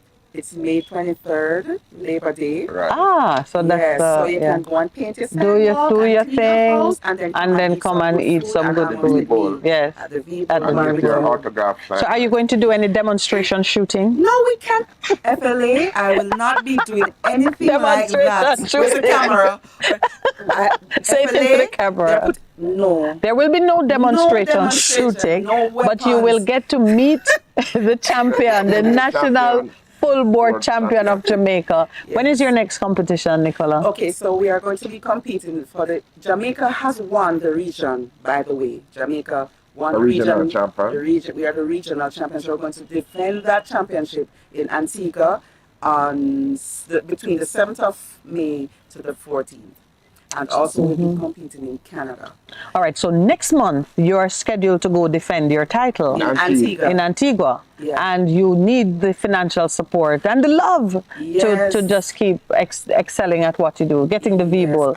So the V-Bull barbecue, let's repeat it, it's on the 23rd of May. Of May? Yes. Of May. Mona Hockey Field? Mona Hockey Field. Right across from Mona, behind, in front of the Water Commission. Right. Parking will be there. Food will be there. I will be there. Good vibes will be there. Music will be and there. other members of your team will be showing up to support you. I've got some support from members of my team. You know, and other shooters, pistol people have been supporting me, but you know how these things go. You have to have a break even. I've not reached my break even yet, so I need the tickets out there. Where can tickets be purchased? Well, I have tickets. There's a number on the flyer. I will send the flyer to you. You can post. I can post it. You can send a WhatsApp to me at 314-1393. So that's 876. 876-314-1393. That's our WhatsApp number. And you can find me on Facebook at Rifle Queen Jamaica. You can find me on TikTok at Rifle Queen Jamaica. You can find me on, I have a e-portfolio if you want to fast, like I fast, on Google site at Rifle Queen Jamaica. And I'm on Instagram at Rifle Queen Jamaica. Wow. Rifle Queen, we love the name too, you know. Yes, Jamaica. It's on point. The name is on point. Yes. Thank you so much, Nicola. We support you. We congratulate you on your achievements. They're personal, but they're also national. Yes. Well done. Thank Next time, get permission to show us the weapon. FLA, I have nothing to do with anything like that. I would never.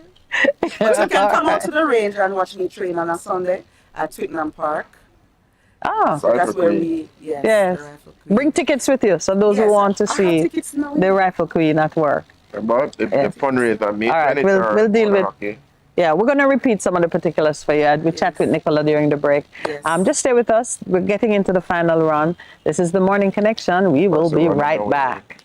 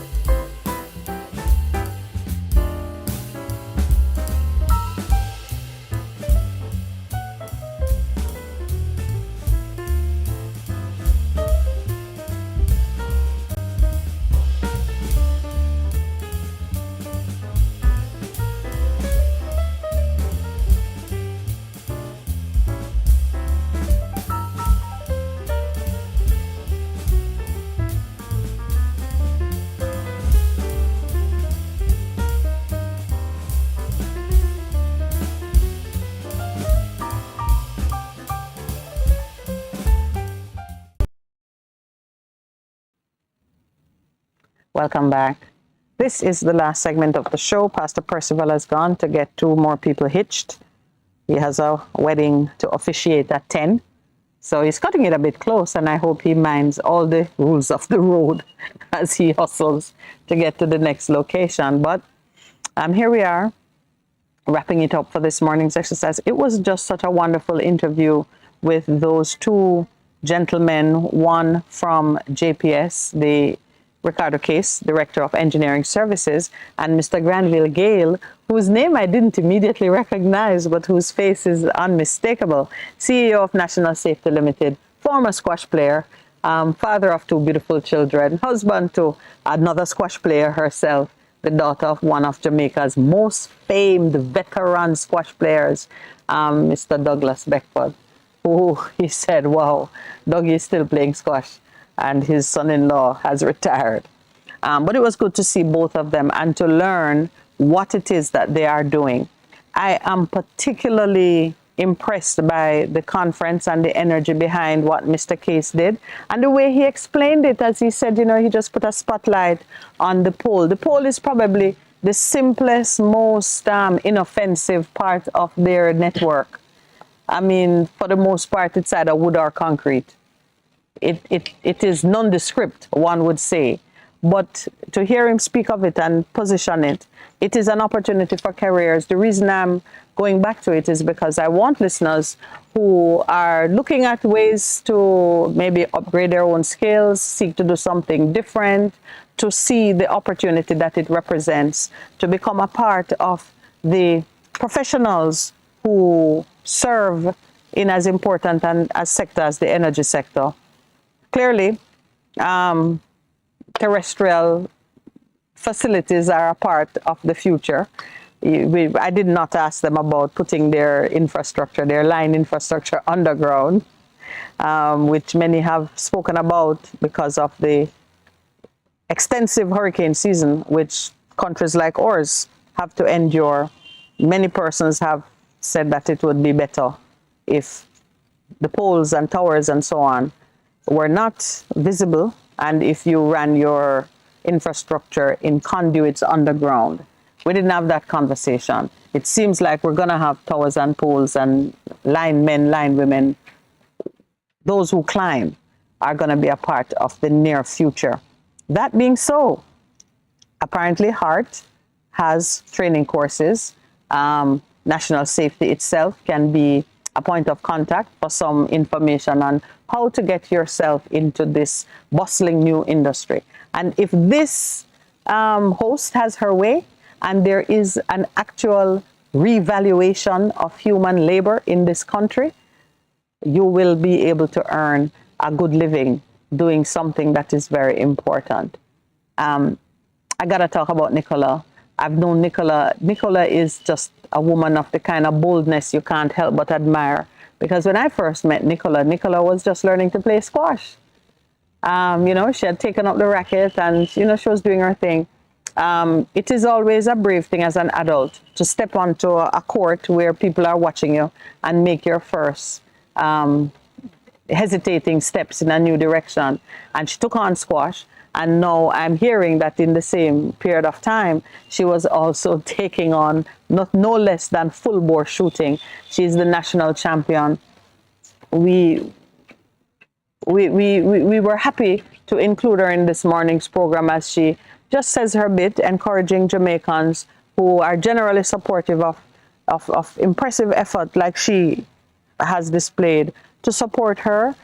I tell you, I long for the day when we have the infrastructure at a national level to just support and fund people in these activities which bring honor and glory to the Jamaican flag. A national champion at anything is something worth supporting. But she is on her own trying to raise funds, and I will, in the coming days, I will repeat the information about her barbecue, what is it again, Lowell? V-Bull, the bullseye. When you hit the bullseye 10 consecutive times, you get a score that is called a V. Yes. Roman numeral 5. but it honors the marksmanship. A sniper woman in Jamaica. Hey, get on board and support her, man. Let me just pull up her, because I believe she did send me. She left and I didn't get to take one of the tickets, but I am encouraging you to support Nicola, even you online, far away, not likely to come and have any barbecue. If you can find a way to support Nicola, please do so. Let me pull it up and repeat some of the information that she gave. I know she gave me some information. Aha, here it is. V-Bull, Rifle Queen Jamaica is inviting you to the V-Bull barbecue and the after party. First shot edition. Listen, some serious creativity behind it. It is on the 23rd of May. It is an all-inclusive event. The pre-sold cost of the tickets is $5,000. You pay $6,000 at the gate, and this is for a regular invite. If you want the VIP edition, it's $10,000, and it is at the Mona Hockey Field on Mona Road in Kingston.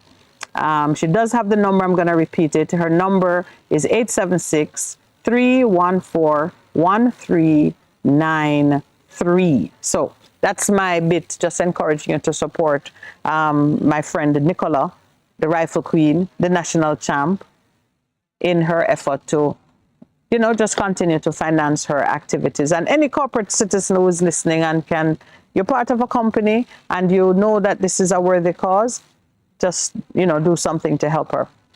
All right, just to wrap up, for today's discussion, I engaged Pastor Percival in just some ruminations. We just exchanged some thoughts on what has troubled me for some time, the notion that Jamaica's economy is based on a revenue model of slave labor. We still don't want to pay a fair wage to those who work. And we find it hard to build a pricing structure that is increased to reflect the increase in the cost of labor. So the security guards are taking the brunt of it, and we see the unrest in many sectors. The public sector workers are not happy with certain things that are happening. And all around, even when we look at how we talked about it, when we were looking at the taxi drivers and their revenue model, how are they to exist on the kind of fare structure that's in place? Every kind of other element eats away at the profit, but you're stuck at a point in how much revenue you can generate. And it is a free market economy. It challenges the mind to look at the fundamentals and to just revisit how we're doing things. Even as we seek to rebuild our constitution from the bones up, let's just look back at our economy and the importance we place on the Jamaican individual. Nothing about gender at this point, just who we are as people. What is the priority that we give to the matters concerning our welfare? What is the fair price for our effort? We are far removed from the days when it was zero. We got to just, rethink things and be at a more righteous place.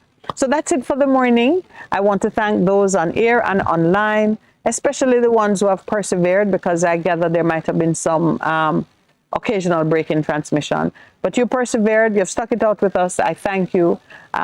This is our last day for the week. It is Thursday and we are going into our weekend. I pray that you all have a wonderful weekend. And to those back in the studio, to the engineer who has kept us honest this morning, and right here, our own producer, Mr. Lowell Lawrence, a man who is very well known to me. I say thank you, Lowell. Pastor, I know you're listening as we wrap up. Thank you for your contribution this morning. To the guests, JPS, Ligani Club, we've had a wonderful time in the garden, moving around, watching the sun, and I can smell the delicious aromas coming from JD's Urban Pub, where we are going to retire and have us some breakfast. That's it. Have a great weekend and see you on the other side.